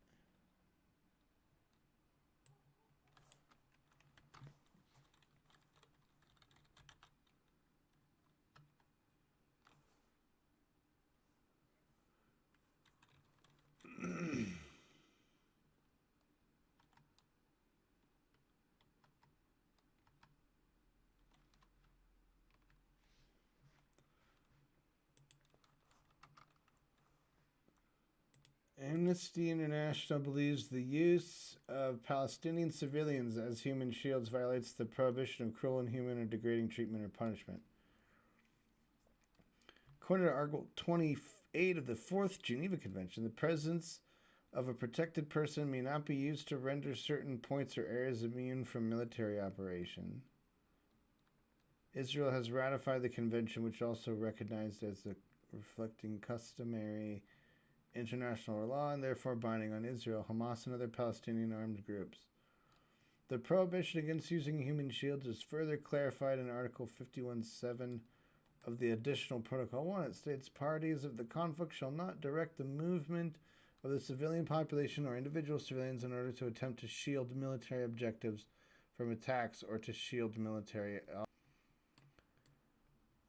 So they describe it as directing the movement of the civilian population or individual civilians in order to attempt to shield military objectives from attacks.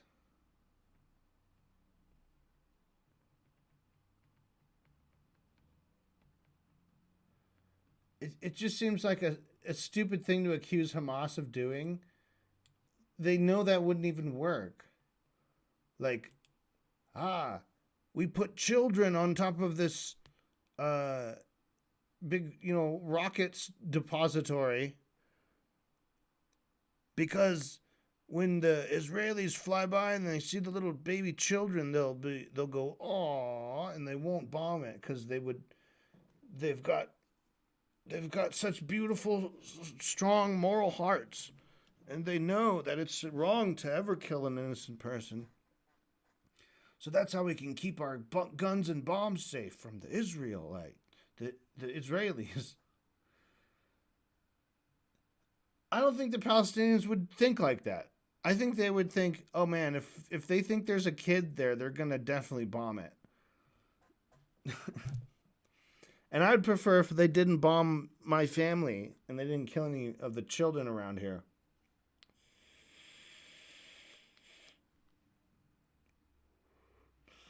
I mean, I guess that's my fucking guess as to what.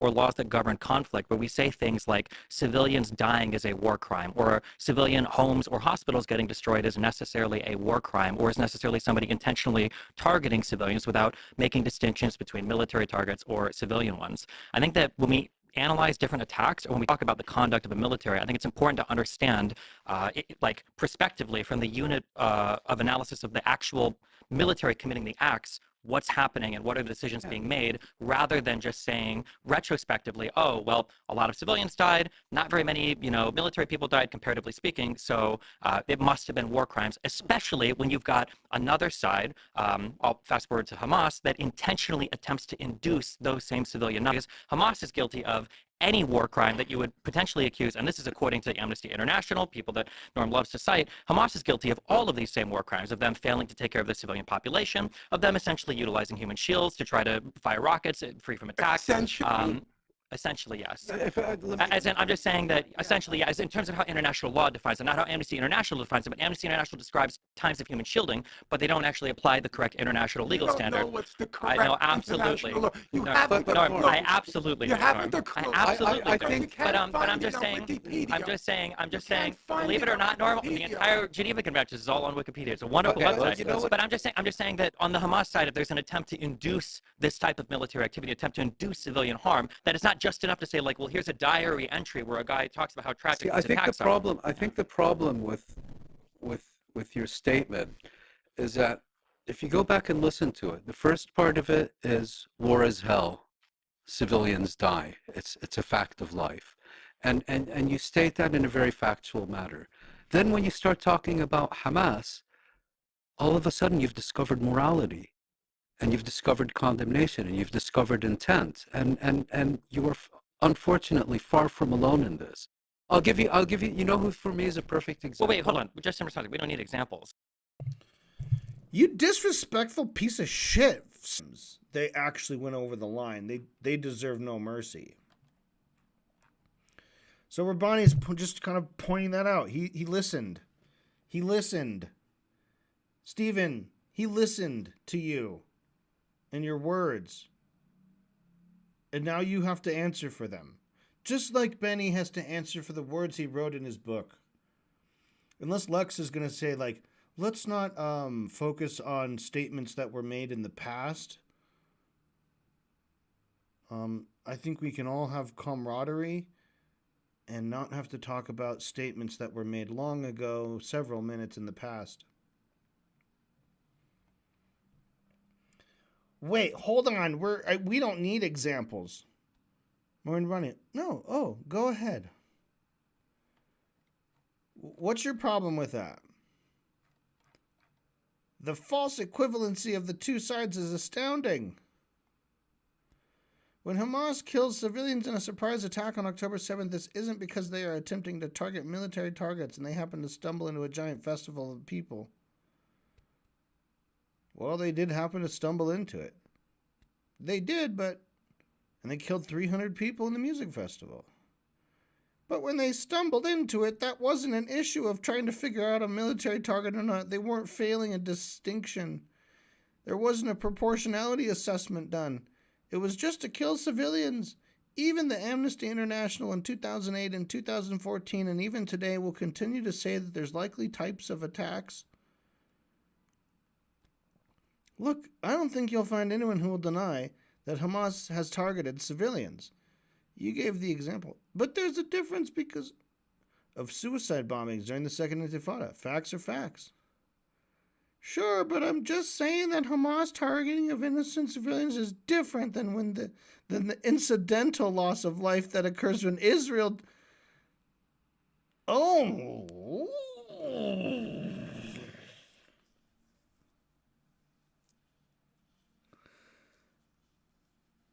Incidental? Are you off your fucking mind, dude? That's so fucking bonkersly bonked. Can we get a bonk check? How many bonks and how hard are the bonks? And what's the shape of the object that's bonking the head? You just complete whiff. Now Norman also heard this. I'm just looking below it. It says, "Whoa, incidental loss of life." Hamas targeting of innocent civilians is different than the incidental loss of life. Okay, first of all, like,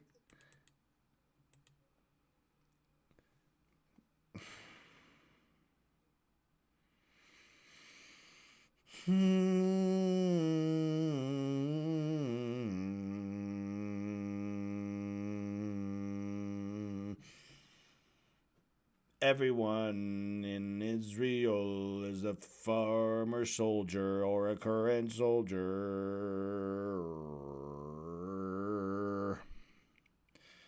Israel targets civilians purposely every fucking time, all the time. They have for decades. They never stopped. They were doing it constantly, all the time, even before October 7th and all that stuff too. Not to mention, this debate is happening 4 months after October 7th, when the siege of Gaza was incredibly hot and kinetic, and they were killing and bombing people, and they were bombing civilians, and they were killing journalists and killing children. Fucking piece of garbage. Fuck you, Destiny. I mean, Benny Morris is a wiggly worm. And he's a disgusting little creep. But you, Steven, you're a special kind of fucked up garbage feeding moron. You're a special kind of them. I don't know how else to say it. You're special. You're a special little fucked up boy. You need to run, boy. You see that cliff? Run. Run to the cliff. You can do it. You can fly if you believe in yourself. Run. Faster, boy. Faster, Stephen. Keep running. And slap yourself. Slap yourself while you run. I want you to close your eyes, start slapping, and start running. And don't stop until you can't move your legs anymore because you're in the water. But Stephen, I want you to never, ever, ever stop slapping yourself in the face. Very, very hard. Extremely hard, continuously, over and over, every day, every hour, every minute, every second of every day, you must slap your own face, and you must never, ever, ever stop, Stephen. That's what you have to do now. I now pronounce my sentence for Stephen. If you have a clean record, and a clean record means you never failed to slap yourself as hard as you could in the dick and in the face every single fucking second for the rest of your life. That's what you have to do, Destiny. That's what Destiny has to do because of what he said. So maybe we can pin that up. You know, like those memes where it shows like a dog with like a guilty look on his face, and the owner has put a sign on in front of the dog that says something like I ate all the toilet paper in the trash can. We'll have Destiny just slapping his face, slapping his dick, slapping his face, slapping his dick, slapping his face. And it'll say, I'm fulfilling my punishment for the crime of saying this. And then we'll put this quotation up here. Times a minute. Slap. Slap. Slap. Slap. Slap. Slap. It's about that tempo. Slap. Not a lot of recovery time. I did take that into account when I rendered my verdict and my sentence. So yeah, boy, if kudos, you know, when the kudos militia is a little more fleshed out, we'll make sure that we'll have our finest bounty hunters go ahead and enforce that warrant, and we'll bring Stephen in for his administering of the punishment. Now, if he chooses not to slap his own face and own dick 48 times a minute for the rest of his life, the court will have no choice but to sentence him to sit in the face slap dick slap chair. And it's a pretty brilliant invention, to tell you the truth. You get strapped into a chair, and it's kind of more like a chaise lounge. You're kind of lounging because you need to be able to get access to the dick in order to slap it good. But it's this down in the middle. They adjust it so that it slaps him right in the dick. And then there's another one up near the head area, and they make it slap him across the cheek. And the old one just did the left cheek repeatedly, but the new model now we got will actually alternate. It does 3 on the left, and then the next 3 are on the right side. And so it's really cool. You get a nice balanced face slap and a very consistent dick slap. That way we know we get exactly 48 per minute, and we can quantify it. So yeah, the kudos militia will, right now we don't currently have any serving official deputies at this moment, nor do we have any colonels or lieutenants, nor do we have officers. Incidental loss of life. Incidental loss of life. He said incidental loss of life. Slapped in the face, slapped in the dick. Slapped in the face, slapped in the dick. Slapped in the face, slapped in the dick. That's what Steve Bonell's gonna get. Slapped in the face, slapped in the dick. Slapped in the face, then slapped in the dick. Slapped in the face, then slapped in the dick. That's what Stephen Bonell gonna get.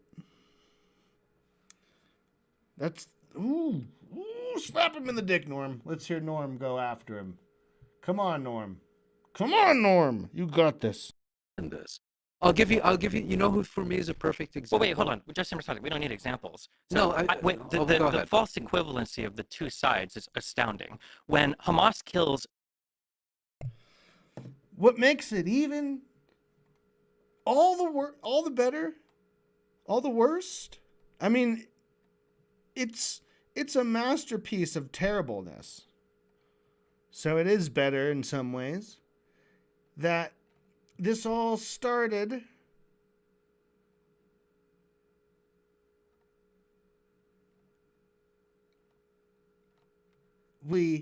fucking rude, interrupting Moin Rabbani by saying, we don't need examples.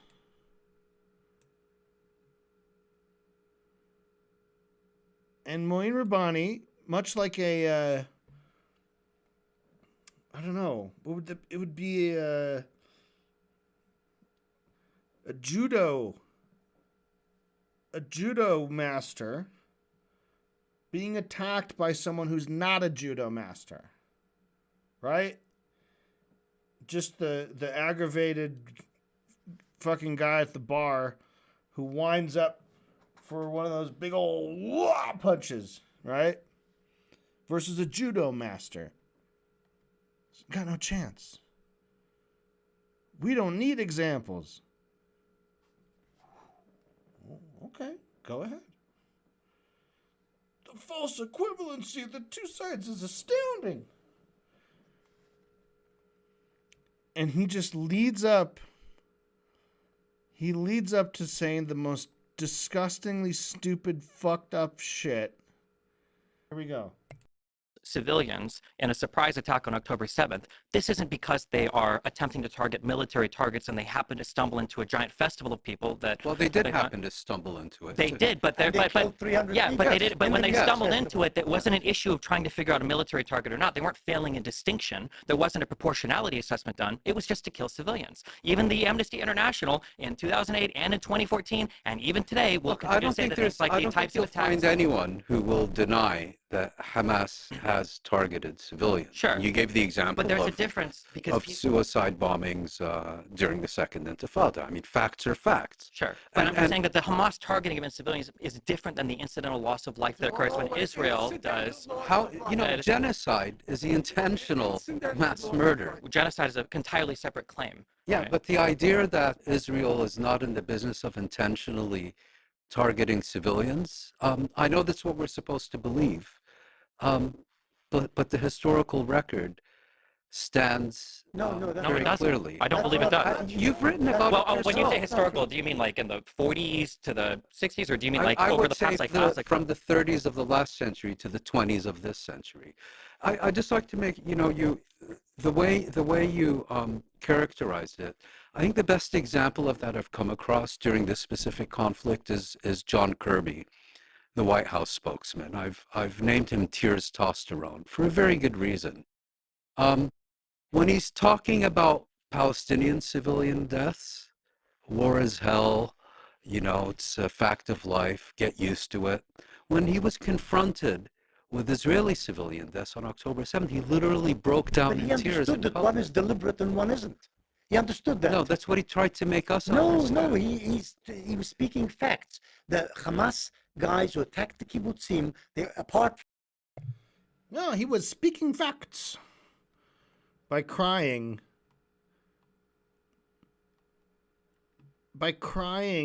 breaking down in tears, he was speaking facts. Is this Benny Morris just trying to talk like a millennial? That's millennial speak. He was speaking facts, man. Oh, true. True that, dude.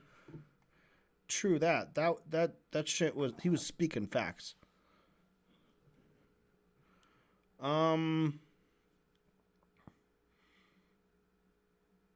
You guys, are just completely missing the point that you guys are completely shifting your tone with how precious you find life.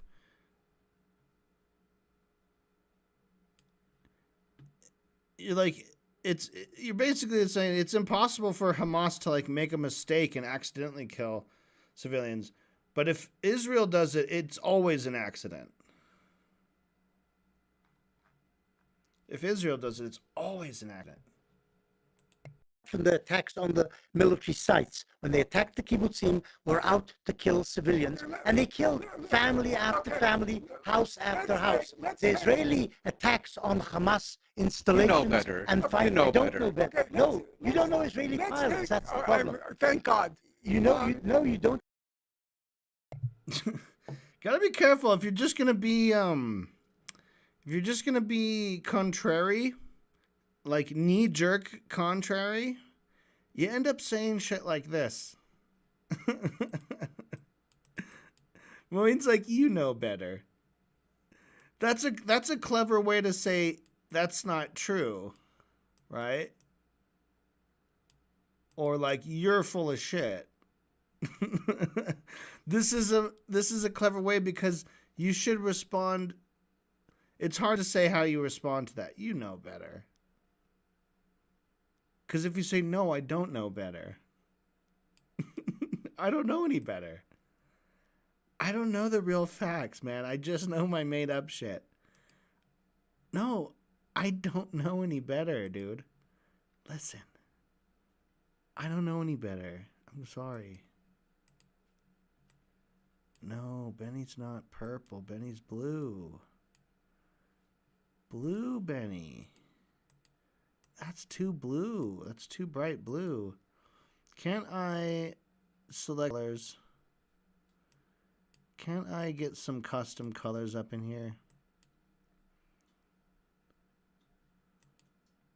High contrast mode. That sucks. That blue looks purple.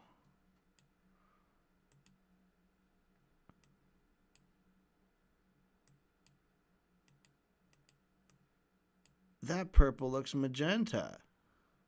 How come I can do cool colors with the text but not with the highlights? That's not fair. It's not fair. They believe that they are killing Hamasniks. They're given certain objectives, and that's what they attack. And if the Hamas is hiding behind civilians, civilians die. Every time they target a kid, I'm sure they believe it's Hamas. When they killed the 4 kids on the they believe. Yeah, I know they believe side on the they believe. Yeah, I know they believe it. Even though they killed the 4 kids on the they believe. Yeah, I know they believe it. Even though they were the diminutive side. This is tricky to hear what they're saying. When they killed the 4 kids on the... They believe that they were Hamas snakes?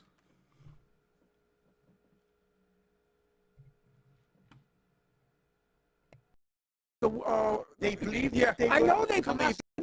When they killed the 4 kids on the they believe. Yeah, I know they believe it. Even though they were the diminutive side.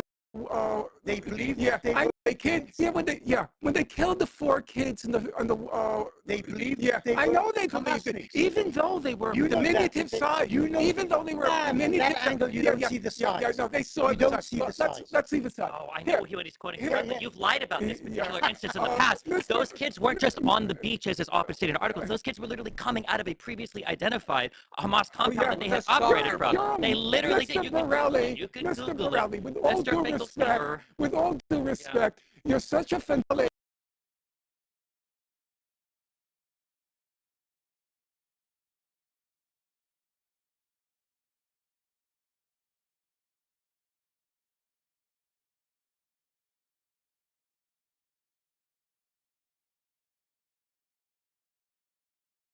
time they target, Simple as every that. time they target a kid, I'm sure they believe it's Hamas. They When they kid, yeah, but when they killed the 4 kids in They believe yeah, that they I were know they believed it, Hamasniks. even though they were You know that, diminutive but they- size, you know even though they were that diminutive, they I were know they believed it, Hamasniks. even though they killed the 4 kids in They believe yeah, that they I were know they believed it, Hamasniks. even though they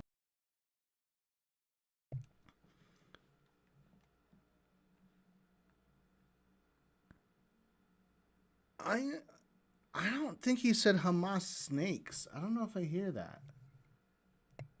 the 4 kids in They believe yeah, that they I were know they believed it, Hamasniks. even though they were You know- 4 kids in They believe yeah, that they I were know they believed it, Hamasniks. even though they were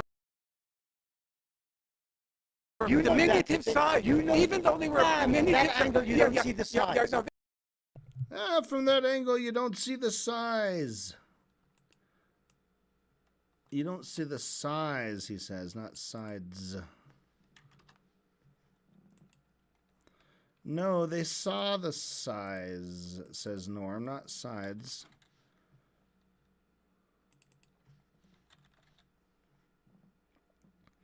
And then Stephen jumps in. Oh, I know what he's quoting. Correct.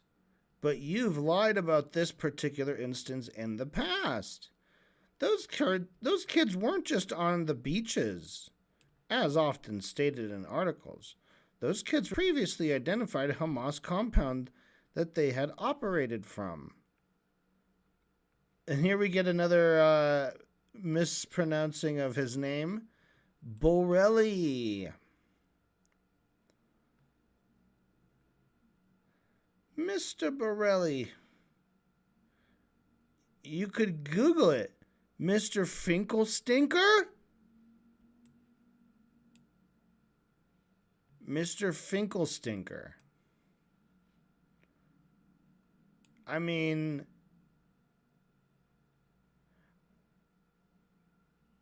okay, hold on. Maybe Steven thought that Norm was just making up a nickname for him. That he's boring, so he's Mr. Borelli.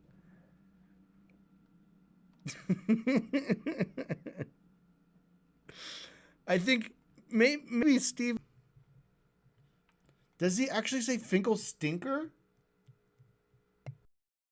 Though they were diminutive size, even though they were diminutive. That angle you don't see the size. Yeah, no, they saw You the don't size. see the size. Let's see the size. Oh, I know what he's quoting correctly. You've lied about this particular instance in the past. Mr. Those kids weren't just on the beaches as opportunities. The Finkelstever. It's really hard to tell if it's stinker. I just don't think he's that clever. I think he was just adding a syllable to the end of his name. Just to comment on the fact that Norm got his name wrong.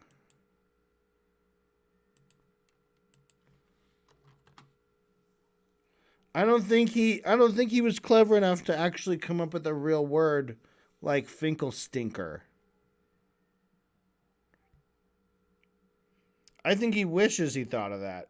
That's the shower. Next morning shower, thinking about it. Oh, I should have called him Finkelstein. I don't think he actually said that, because he wouldn't have said Finkelstein. He would have said Finkelstein. You gotta actually deliver it with some mustard if you really had that idea. Oh, Jesus.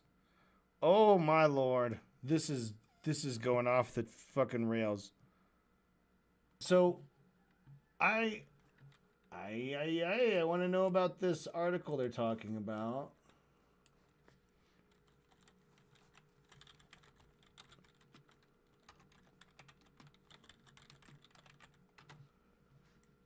What is this story?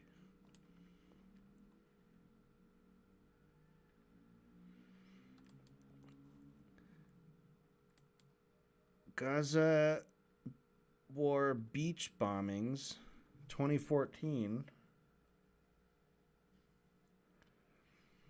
Israeli things contradictory to journalists' reports.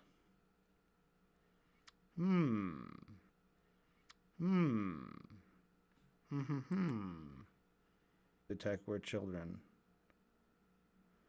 Israeli military police cleared attack were children. Israeli military police cleared the IDF of any wrongdoing.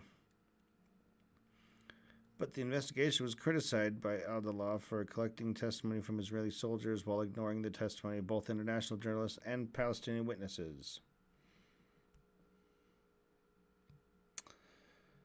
Obviously. Like that's just the shit they do. It's so fucking clearly, obviously corrupt. We investigated ourselves and we found there's no problem.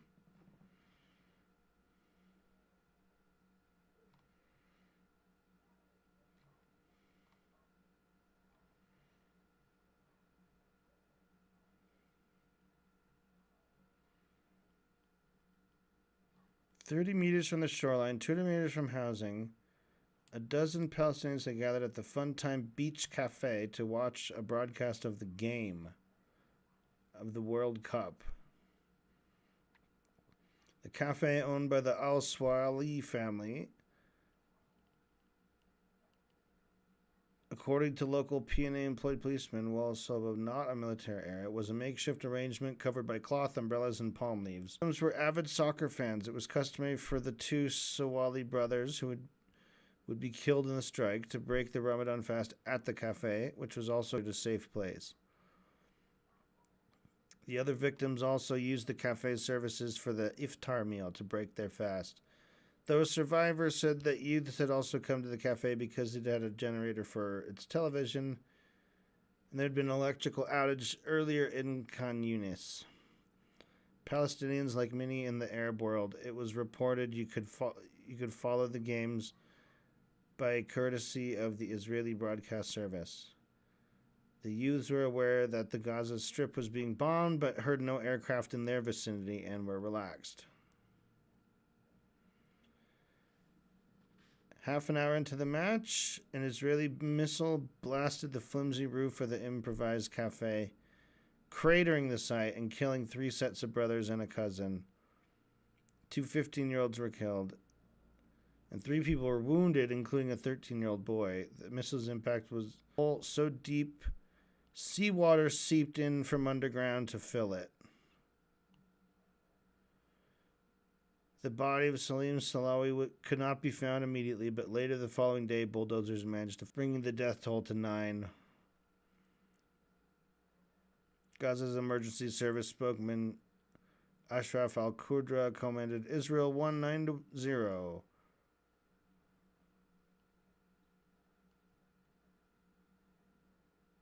A bystander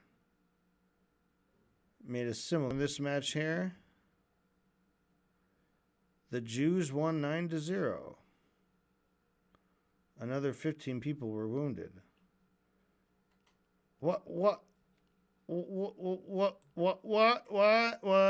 is that included in this? This named bystander made the same joke. The emergency services spokesman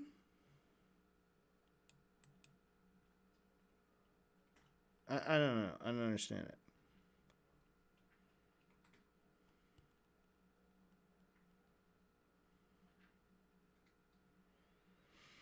And then they killed another group of people too.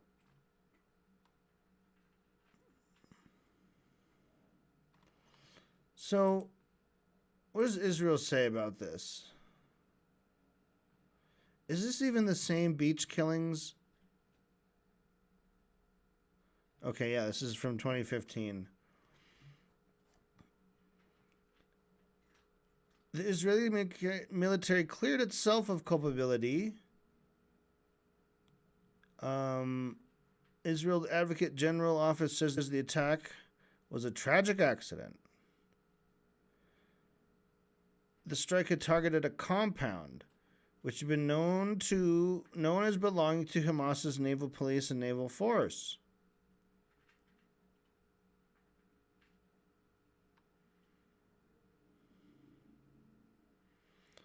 No, yeah, so this is a different case. A fisherman's hut containing a few tools where the children had been playing hide and seek. Muhammad Ramiz Bakr, I had both 10, Ismail Mahmoud Bakr 9 were killed when they were hit by explosive rounds. 3 of them died as they sought to flee the beach after the first child was killed. Jesus Christ. That wasn't even an explosion. They were just shot with bullets. Gunned down. 3 other people were injured in the attack.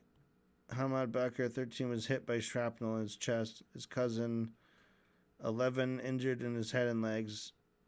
Muhammad Abu Wafa, 21, was hit by shrapnel in his stomach.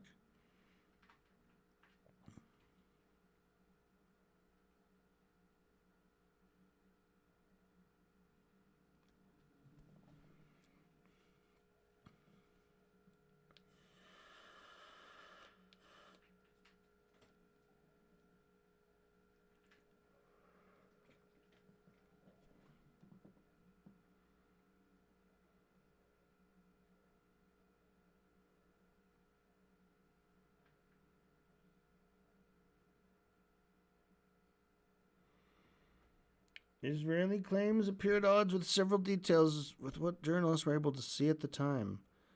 The breakwater is both easily accessible from a side lane and also located on one of the busiest parts of the public beach in Gazaport, and accessible not only to fishermen who use it, but local Palestinians who come to sunbathe and swim within feet of it. The container described in the Israeli finding also appeared to contain no military equipment.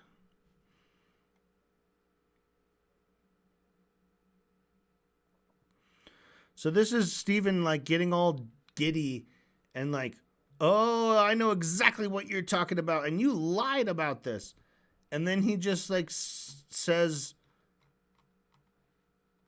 their stupid defense of like, actually, it was a fucking accident because the little place, that little improvised container that was turned into a fishing hut, it's from above, and you can't tell how tall someone is from above. You can't tell that they're children. Now that means you're a liar. Norman is about to say our favorite line of the whole debate. Mr. Borelli, with all due respect, which is none, because I won't even get your name right. You're such a fantastic moron. It's terrifying. Mr. Borelli, with all due respect, you're such a fantastic moron. It's terrifying. Terrifying. That wharf was filled with journalists. Norman Finkelstein, 2 hours 45 minutes. Mr. Borelli, with all due respect, you're such a fantastic moron. It's terrifying. Mr. Borelli, with all due respect, you're such a fantastic moron. It's terrifying. Mr. Borelli, with all due respect, you're such a fantastic moron, it's terrifying.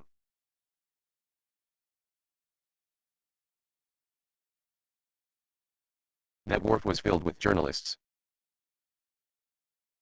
Journalists. There were scores of journalists. That was an old fisherman's shack. What are you talking about? It's so painful to listen to this idiocy. I know, Norm. I can't imagine what you're going through right now. His idiocy? I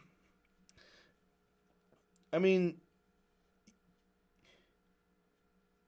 Norm is not only experiencing Stephen's idiocy, he's also come prepared, and he's reasoning, he's thinking through, he's got at least half of his brain considering what he's going to say. But to just get this talking to Wiggly Wormy Benny is one thing. You got Wiggly Wormy Benny in one hand, And then you got this fucking slimy moron who will just say the dumbest, most nonsensical points in the most smug tone as if he's fucking nailing your ass on something. But he's actually just like he's actually like slipping and falling face down in the mud.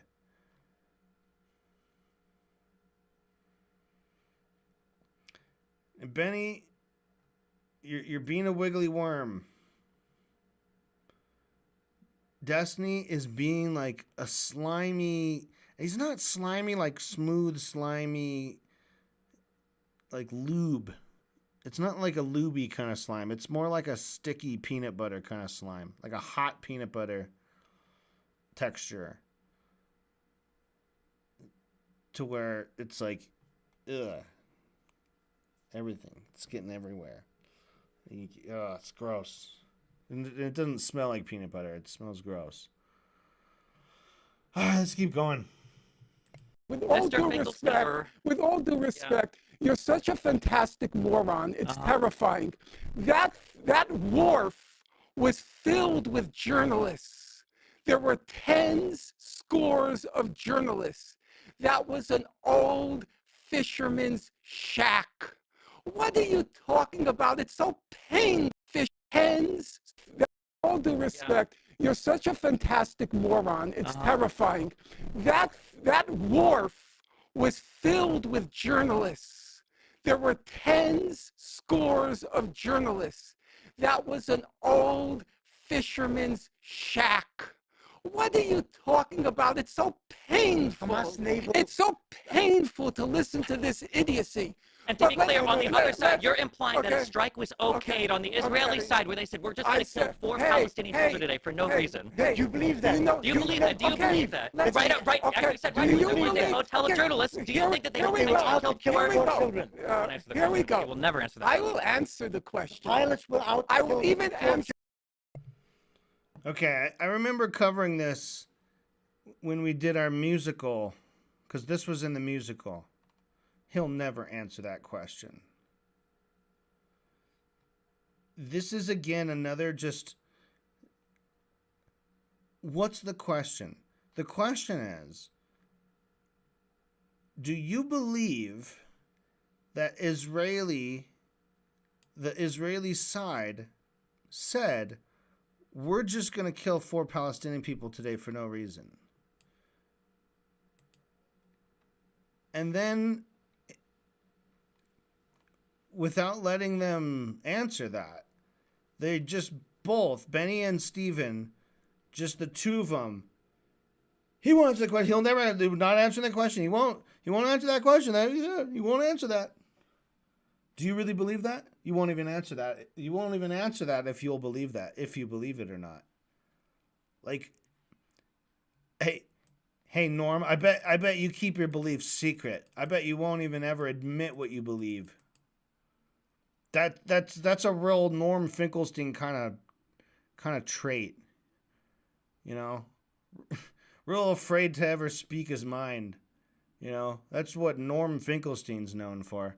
He's known for being very reserved and not very forward with his opinions about shit. He'll never answer that question. He'll never answer that. He can't answer it. Look at how quickly they ask the question and then start to berate him for failing to answer the question, literally giving him no time to actually answer it. That wharf was filled with journalists. There were tens, scores of journalists. That was an old fisherman's shack. What are you talking about? It's so painful. It's so painful to listen to this idiocy. And to be clear, on the other side, you're implying that a strike was okayed on the Israeli side, where they said, we're just going to kill 4 Palestinian children today for no reason. Do you believe that? Do you believe that? Do you believe that? Right, actually said right there was a hotel of journalists. Do you think that they were out to kill 4 children? Here we go. You will never answer that. I will answer the question. Pilots were out I to will kill even 4 answer children. And it was because that was a strike. That was a drone strike. So it was approved all the way up the chain that we're going to kill children today. We're going to kill Palestinian children today. You want me to answer, or do you want? Stephen, it was a drone strike. So that was approved all the way up the chain. Stephen. And it in fact happened. What is your fucking what is your argument? Because that was a strike. That was a drone strike. So that was approved all the way up the chain that we're going to kill children today. Dude. A drone strike killed children. You say all drone strikes have to be approved all the way up the chain. Put 2 and 2 together, fuckface. You dumb fuck. What do you mean? You're answering your own question. You think it's some kind of, it's going to be, what? You're going to say, do you really believe that? And when he says, yes, I believe that. What are you going to say? Nuh-uh. Well, that's not fucking, that's not real, actually. That's what you're going to say, Steven? You fuck. Do you want me to answer your question? Or do you want your motor mouth to go? Again with the motor mouth. I love motor mouth for Pestiny McFuckface. It's a great kind of grandfatherly insult for a guy who definitely deserves it. Yeah, motor mouth. Hey, don't be ornery, you motor mouth. All right, let's go back. This is just fucking nuts. You won't answer that question. You would never answer it. Look at it not answering it. You can't answer it, can you? You can never answer that question. Your question was, do you really believe that the Israelis deliberately targeted children? It's like, yes, I do. It happens all the time. For example, what about the Great March of Return? So we're about to dip into Great March of Return talk. Okay? And this is, I remember in one of my preliminary listens, when I got to this point, I got very, very, very angry at the way Benny and Destiny were characterizing the Great March of Return, talking about holes in fences as being worthy of getting sniped, even if you weren't specifically the one putting the holes in the fence. So they're fucking pissing me off. Now we've gone through it. We've dealt with it. I don't know. It might hook me again, but we're gonna see how much we can get through. I've got a little more energy. I know this is a long one, but keep going for a little bit. Let's go. It was approved all the way up the chain that we're going to kill children today. We're going to kill Palestinian children today. You want me to answer, or do you want your motor mouth to go? Okay, answer. In 2018, there was the Great March of Return in Gaza. By all reckonings of human rights organizations and journalists who were there, it was overwhelmingly nonviolent. It organized by the Hamas. Whoever organized it. Organized by Satan. Let's start. Satan, yeah. Hamas. Okay, by Satan. Yeah. I agree. Let's go for the big one. The big Megillah. It's Satan. Okay? Overwhelmingly organized, overwhelmingly nonviolent. I feel the rage coming back. I feel it returning. Ooh, it flows through me. Stephen Bonell. Okay, so he's already got to be strapped to the dick face slap chair. Okay?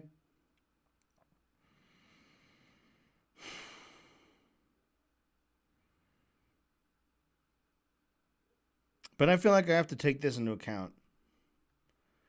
So we are going to add...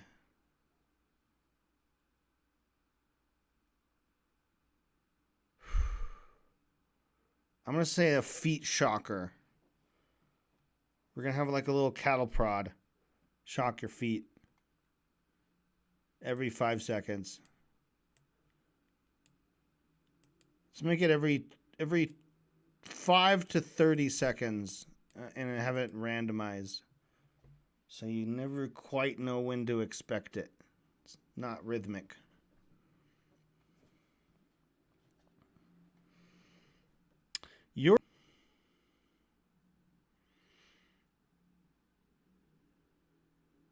So the laugh was because Benny Morris is being a little dickhead.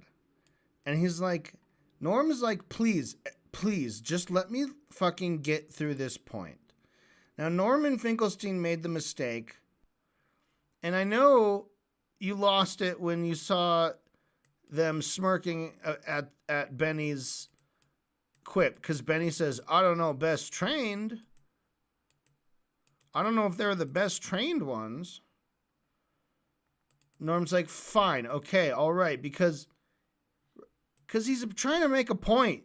And you two fucking clowns have been just like jibber-jabbering, motor-mouthing over the top of him all this time. He's trying to finally get you guys to shut up, play along, just like, let me get my point out.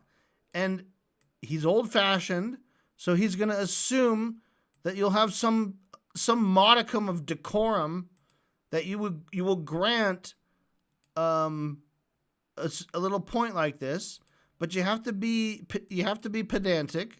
Of course you do. You have to be contrary. Of course you do. It's a fucking debate. Whatever. I'm not going to bust your balls too much for being contrary in a debate. But that little quip was enough to make Steven start smirking and laughing. Like, haha, got his ass, man. Nicely done, Benny. You got his ass. They weren't the best trained snipers.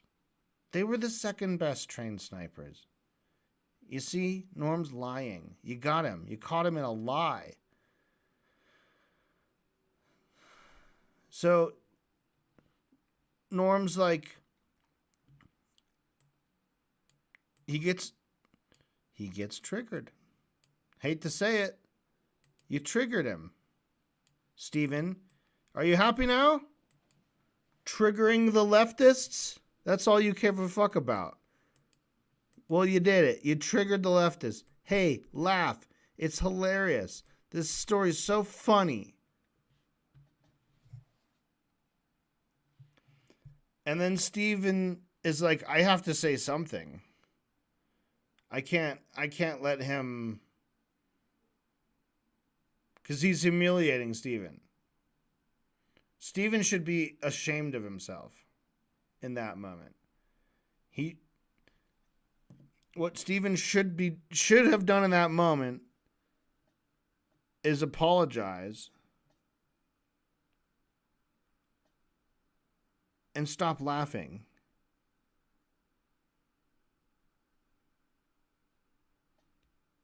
And then just shut his mouth. Just shut your mouth. That's all you should have done. You should have said, I'm so sorry.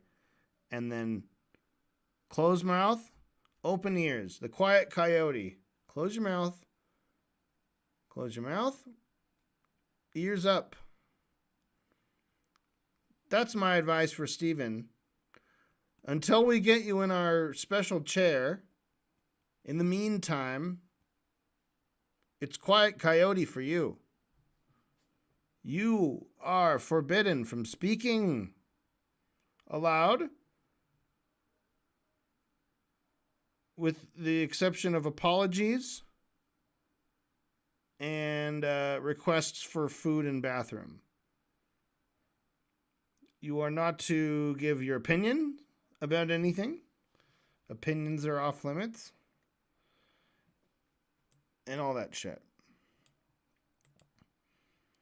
You're lying. So how is he lying? Okay, it's not just tricks. You're not using tricky language now, Norman. You are lying.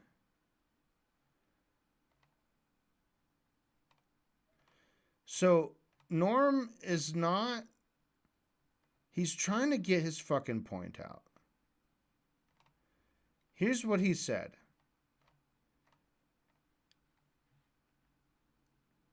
The Great March of Return, it was overwhelmingly nonviolent. It was organized by Hamas. And they're like, let's just say Satan organized it. Who cares who organized it? It's irrelevant who organized it. What happened during it? They didn't throw bombs. Benny Morris immediately concedes that he's full of shit. Benny Morris said they threw bombs. Norman Finkelstein said no, they didn't. And Benny said, well, they tried to make holes in the fence.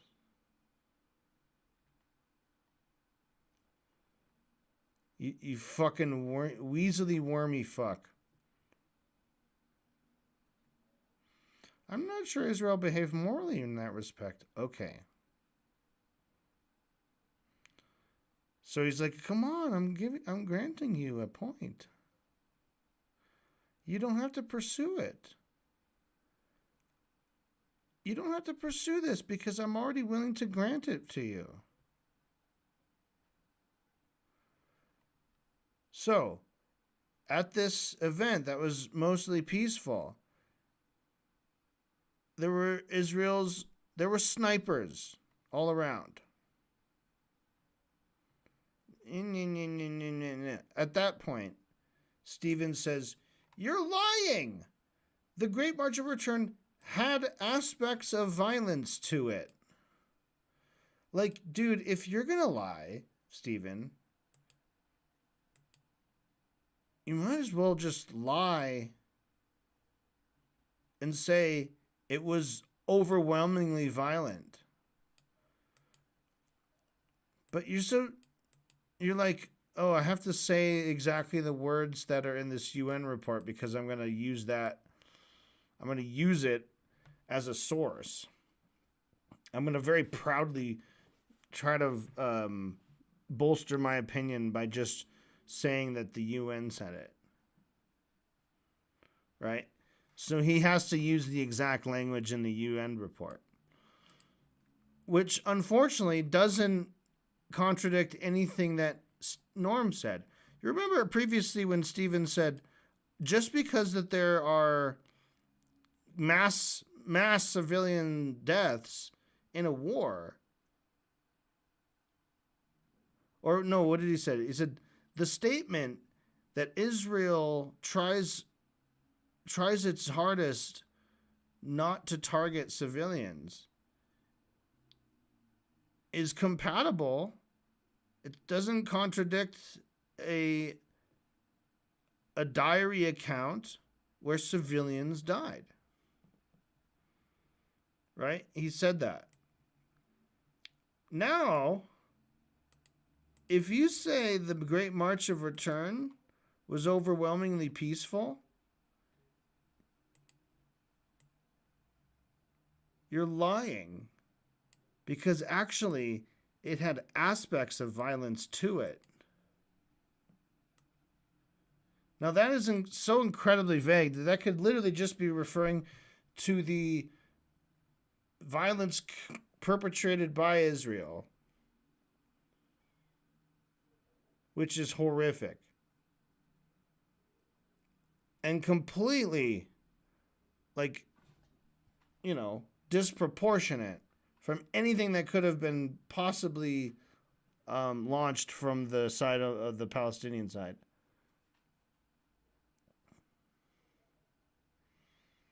Kitty cat. Okay. You're lying. Okay, so that first sentence got him the chair. Now we are adding intermittent electric shocks of the bottom of the feet for this one. I'm sorry, but it sounds harsh, but I have to fucking do it. You don't understand. You don't understand. I have to fucking do it.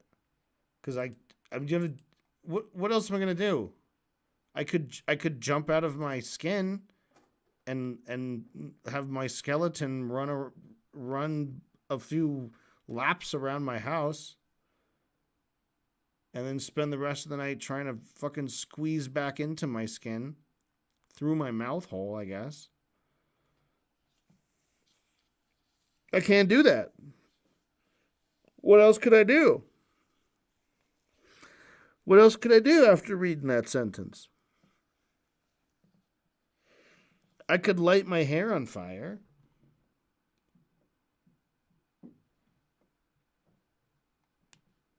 And,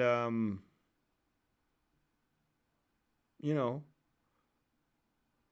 run off into the night. But there's nothing else I can do. I have to sentence him to a lifetime of the feet shocking, even though he's already in the face slap dick slap chair. It's just how it goes. Because I don't think he's ever going to do it willingly. He'll do it half-heartedly. He won't slap himself as hard as he can. And our slap chair is calibrated to... It's not that hard. It's the full strength of someone with little noodle boy arms like Stephen Bonnell. So, while, you know, and to be honest, a slap, it's less about strength and it's more about speed. And these face slappers go fast, man. They're like, whoop, whoop. But the weight of the arm is no more than the actual weight of Stephen Bonnell's actual arm. Okay? It's not like some oversized, like extra hard slapping machine.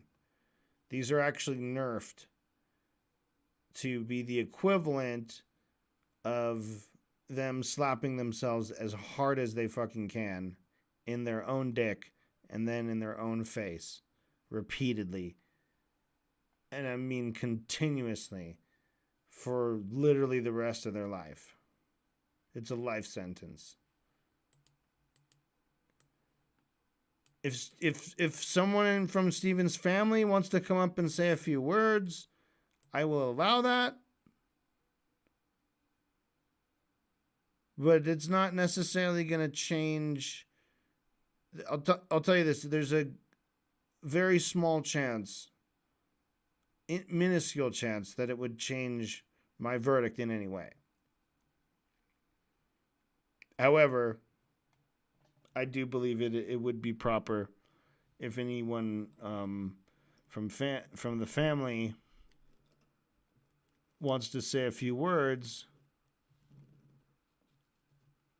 I would allow that.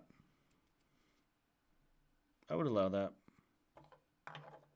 So that's out there. You can't say I didn't give him a chance, okay?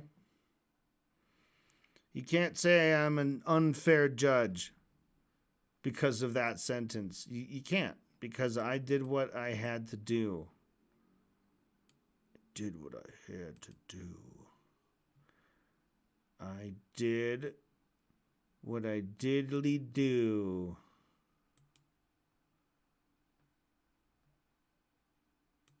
I do what you do, and we do this too. I do what you do too, and we do this too. I do what you do, and we do this too. I think there's something when I am highlighting something, it doesn't highlight it. It doesn't show up with a color, even though show highlighter marks. Okay, Show white space between pages.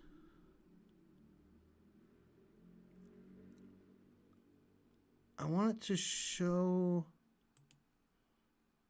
because like I can't tell what I'm highlighting.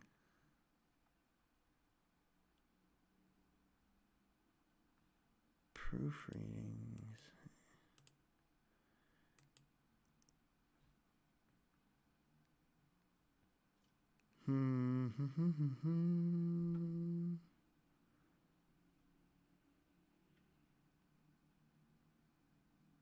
Selecting text.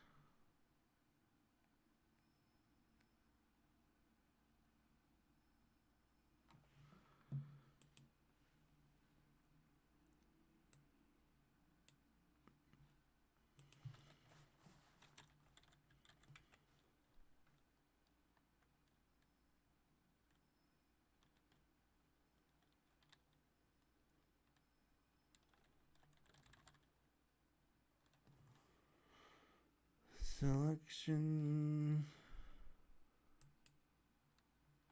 Select text.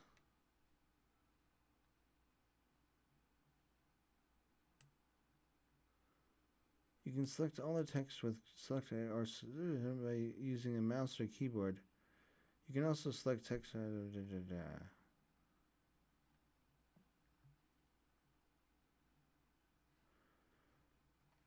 Yeah, I know how to do that, but why don't I see a different color?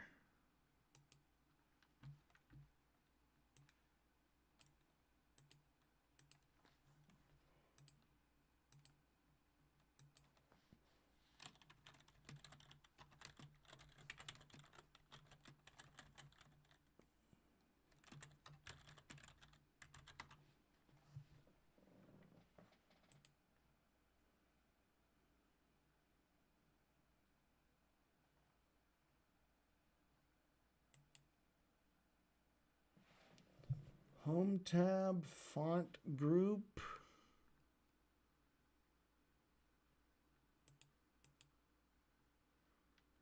Where's the font group?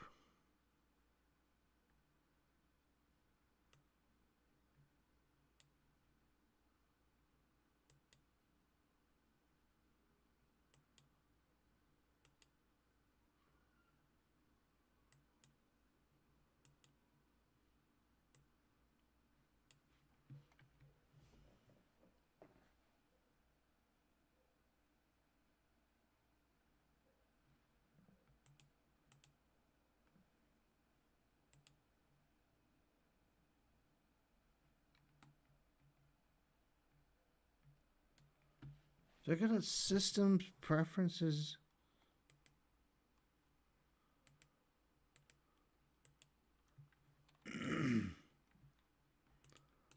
Like, is this something I do outside of Word?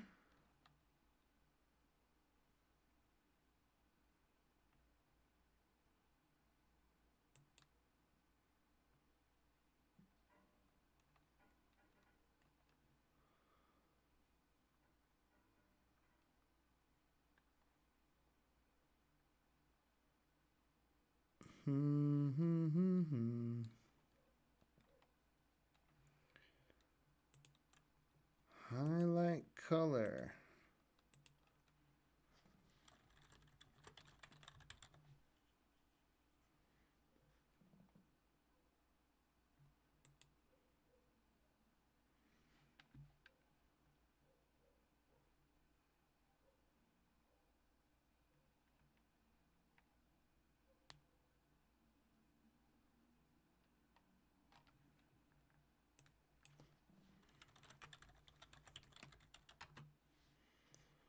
In Microsoft Word.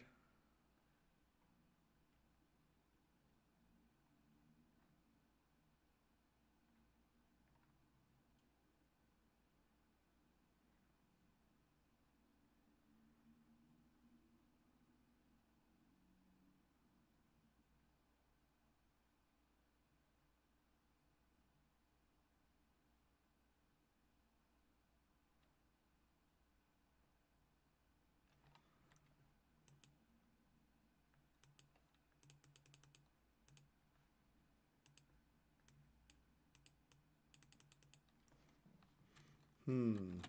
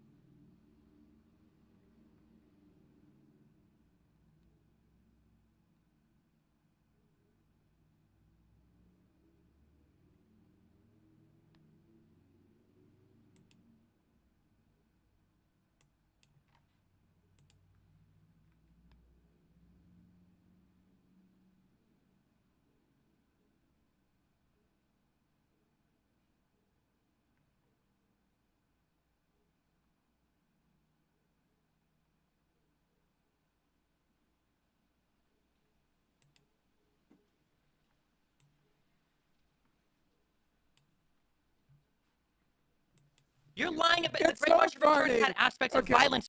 Snipers. As you know, along the Gaza perimeter, there was Israel's best trained snipers. Correct? I don't know best trained. They were But- snipers. Fine. Snipers. Okay. All right. The Because editorializing. hey, laugh. It's hilarious. The story's so funny. You're lying about It's very so much of return funny. had aspects of Okay. violence to it. Okay. According, even the UN says it themselves. Okay. But you only select what the UN says that you like. See, the problem, Mr. Morelli, is you don't know the English language. You don't I can read from the Did you UN hear- website did itself. I In regards say- to the Great March of Return, Please they said, stop with your while the idiotic- vast majority of with your protesters idiotic- acted in a peaceful manner, No, listen to what during he's most saying. protests, Did- dozens have did you approached the just fence, agree with attempting me, to Mr. damage it, Yeah, the burning wall- fires, Did I throwing say stones, and overwhelmingly Molotov cocktails nonviolent? towards Israeli forces, and Okay. flying incendiary Okay. kites and balloons Okay. into Israeli territory. The latter resulted Yeah, in but- extensive but damage you to don't- agricultural land and okay. nature reserves inside Okay. Israel, and risked the lives Yeah, of Israeli because civilians. Mr. Some incidents of Mr. shooting and Borelli- throwing of explosives Yeah, were also talk reported. fast, I'm so just people trying to- think that you're coherent. I'm just reading from the Okay. UN. Yeah, but you I know see, you like them sometimes, only when they agree with you, You though. got the months wrong.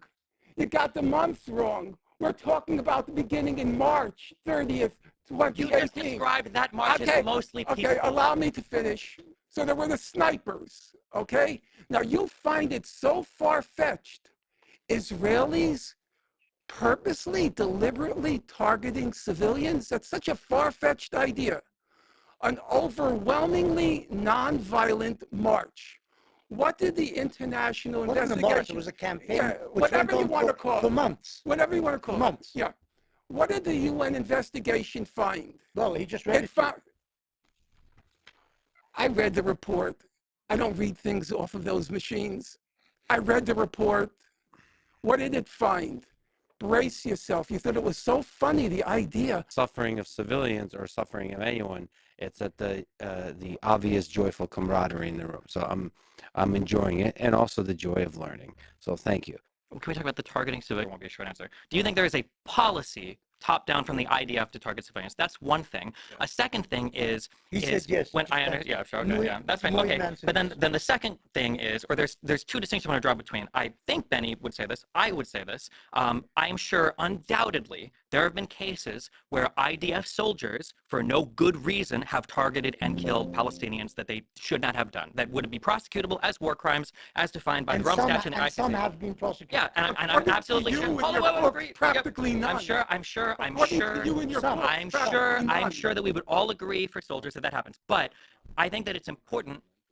I think that it's important that when we talk about military strikes, or we talk about things especially involving bombings or drone attacks, these are things that are signed off by multiple different layers of command, by multiple people involved in an operation, including intelligence gathering, including weaponeering, and there also have typically lawyers involved. When you make the claim that an IDF soldier shot a Palestinian, those three people, the three hostages that came up with white flags, and something horrible happened, I think that's a fair statement to make, and I think a lot of criticism is deserved. But when you make the statement that 4 children were killed by a strike, The claim that you're making, Deliberately, the claim that you're making is that multiple levels of the IDF signed off on just killing. I have no idea what That's motivated great. If you don't them. understand the process, then let me educate you. you I don't can tell you, I understand do the understand the process. process. I'm telling you, I'm You're trying to explain you right the now. IDF. Yes.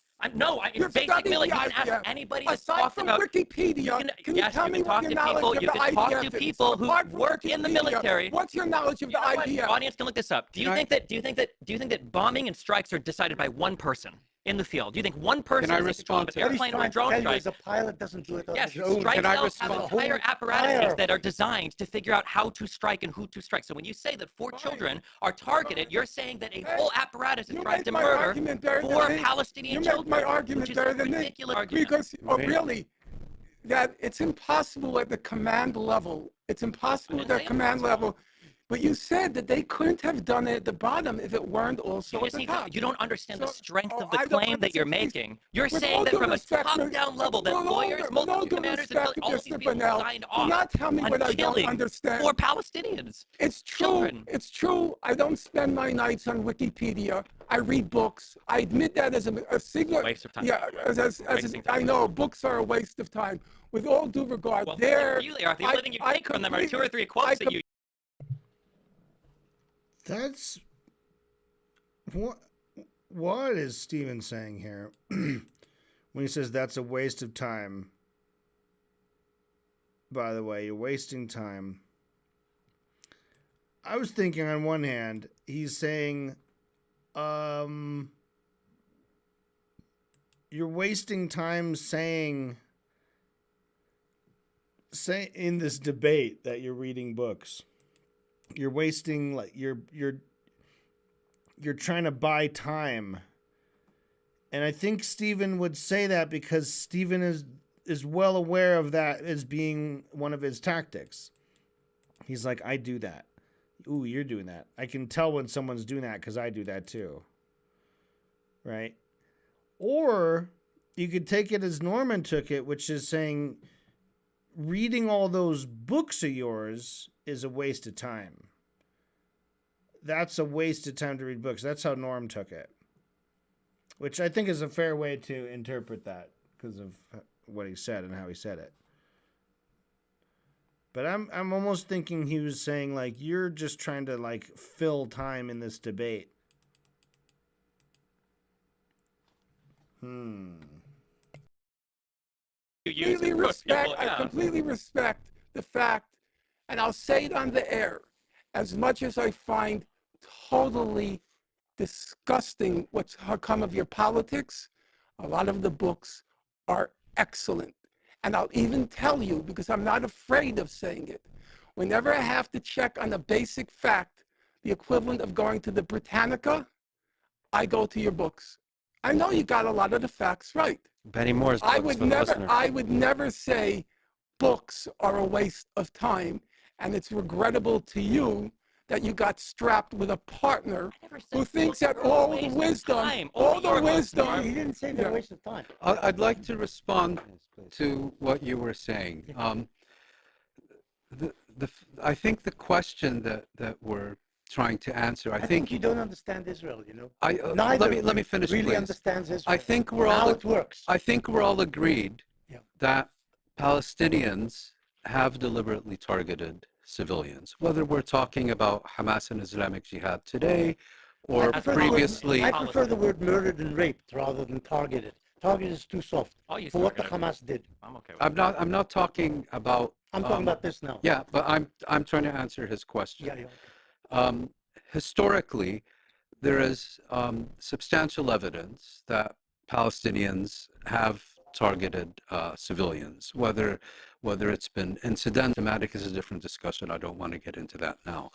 For some reason, there seems to be a huge debate about whether any Israeli has ever dated a civilian. No, we've agreed. Both said that. We've just said that this has happened here. Okay, and I think we've agreed on that. Okay, I think what we're saying is it's not policy, which is what you guys are implying, that they kill civilians deliberately.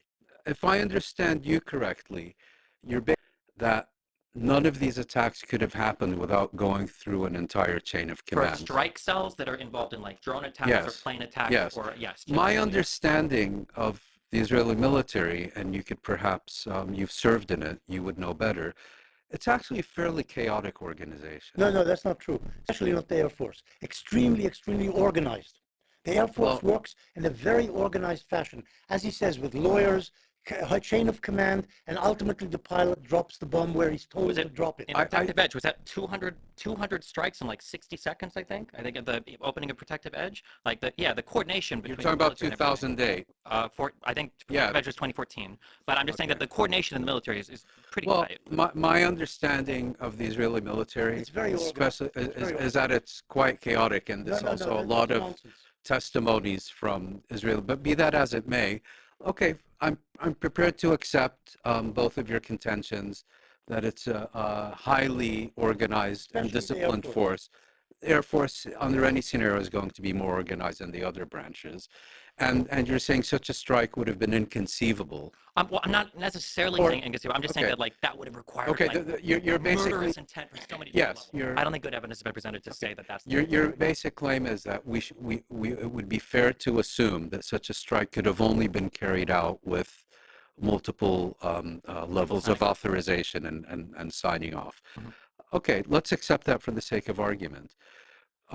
We have now seen incident after incident after incident after incident where entire families are vaporized in single strikes. Who is in the families? Who lives in the house? Family inside? members. No, family or next members, to the house family in which members. these families are We killed. have seen incident after And that there are Hamas targets in these places. So I've given 12,000 children is only, and if that's the case, why is it? Yeah, you said only. No, Professor Morris, here's a question for you.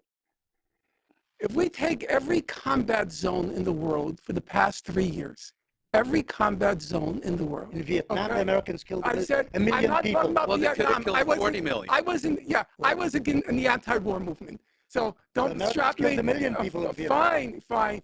And 30 million Russians were killed. So during World War II, so everything else is irrelevant. Okay. Here's a question. Professor Morris, here's a question. It's very perplexing. If you take every combat zone in the world for the past 3 years and you multiply the number of children killed by 4, every combat zone in the world, you get Gaza. Okay? So when you what say is that supposed to prove? Okay, I'm going to tell you. Just shut up. You're relying on Hamas numbers. No, I'm not relying. I'm relying on the numbers that everybody else. I'm relying on the numbers. Sure, even if we take the numbers, though, what does that prove? Those are Hamas numbers. Okay. Which may not could invent anything because you know that they are a mendacious organization. I know mendacious. Believe me. You like words. Mendacious, as in the Israeli Ministry of Foreign Affairs. Okay. So here's the thing. You say they could have killed 500,000, but they only killed that's your word. They only killed 30,000. You believe that they deliberately target civilians. They would have killed many more. The fact is that they don't deliberately target civilians. Professor Morris, for a historian, I don't want to understand Israeli society. If you want to know the truth, I don't want to. I don't want to get inside their heads. That's the problem. 90% of a good historian tries to get into the heads of the various protagonists. There's a limit. When 90% of Israelis think that Israel's using enough or too little force in Gaza, I don't want to get inside that head. 40% think that Israel is using insufficient force in Gaza. I don't want to get inside that head. I don't want to get inside the head of people who think they're using insufficient force against the population, half of which is children. I don't want to get inside that head. But here's the point, because your partner wants to know the point. You don't understand political constraints. One of your ministers said, let's drop an atomic bomb on You Gaza. think he really meant that? He Well, said it 3 you- No, no, times. no. Hey, It was said in a sort of a Professor very Morris. questionable the way. day He didn't after- say they should drop Professor an He said atomic it the bomb. day I'm not after supporting him. the He's an Gaza idiot. Morris. This And he said minister, none is other- this none minister other- is none a other- yeah, messianic none other idiot. than But Israel's- he didn't none- say drop an atomic bomb. None other than Israel's chief historian, the famed, justifiably famed Benny Morris, thinks we should be dropping nuclear weapons on Iran. Iran has for years, its leaders for years have said we should destroy Israel. You agree with that? They've said we should destroy Israel. Israel must be destroyed. Is that correct? This is what the Iranian leaders have been saying since I Khomeini. would say Iranian leaders have sent mixed messages. Okay, but some of them have said, including Mr. Burrell, Khamenei if you don't and know the Khomeini. evidence, if you don't Wait, know the wait, evidence, This why is like are the you skepticism. laughing? It's very funny. It's funny Iran because that supports it's- Hezbollah and the Houthis okay. and Hamas. Oh, if yeah. they want Wait, Israel destroyed. Brace yourself. Wait. To the extent that complicated. the Houthis It's are complicated. to the extent that the Houthis are trying to what you said. Norm, stop, please. Norm, just for me, please. Just give me a second. You said that there's no genocide going on in Gaza. Let me ask that clear question. Yes. The same question I asked on Hamas attacks. Is there, from a legal, philosophical, moral perspective, is there genocide going on in Gaza?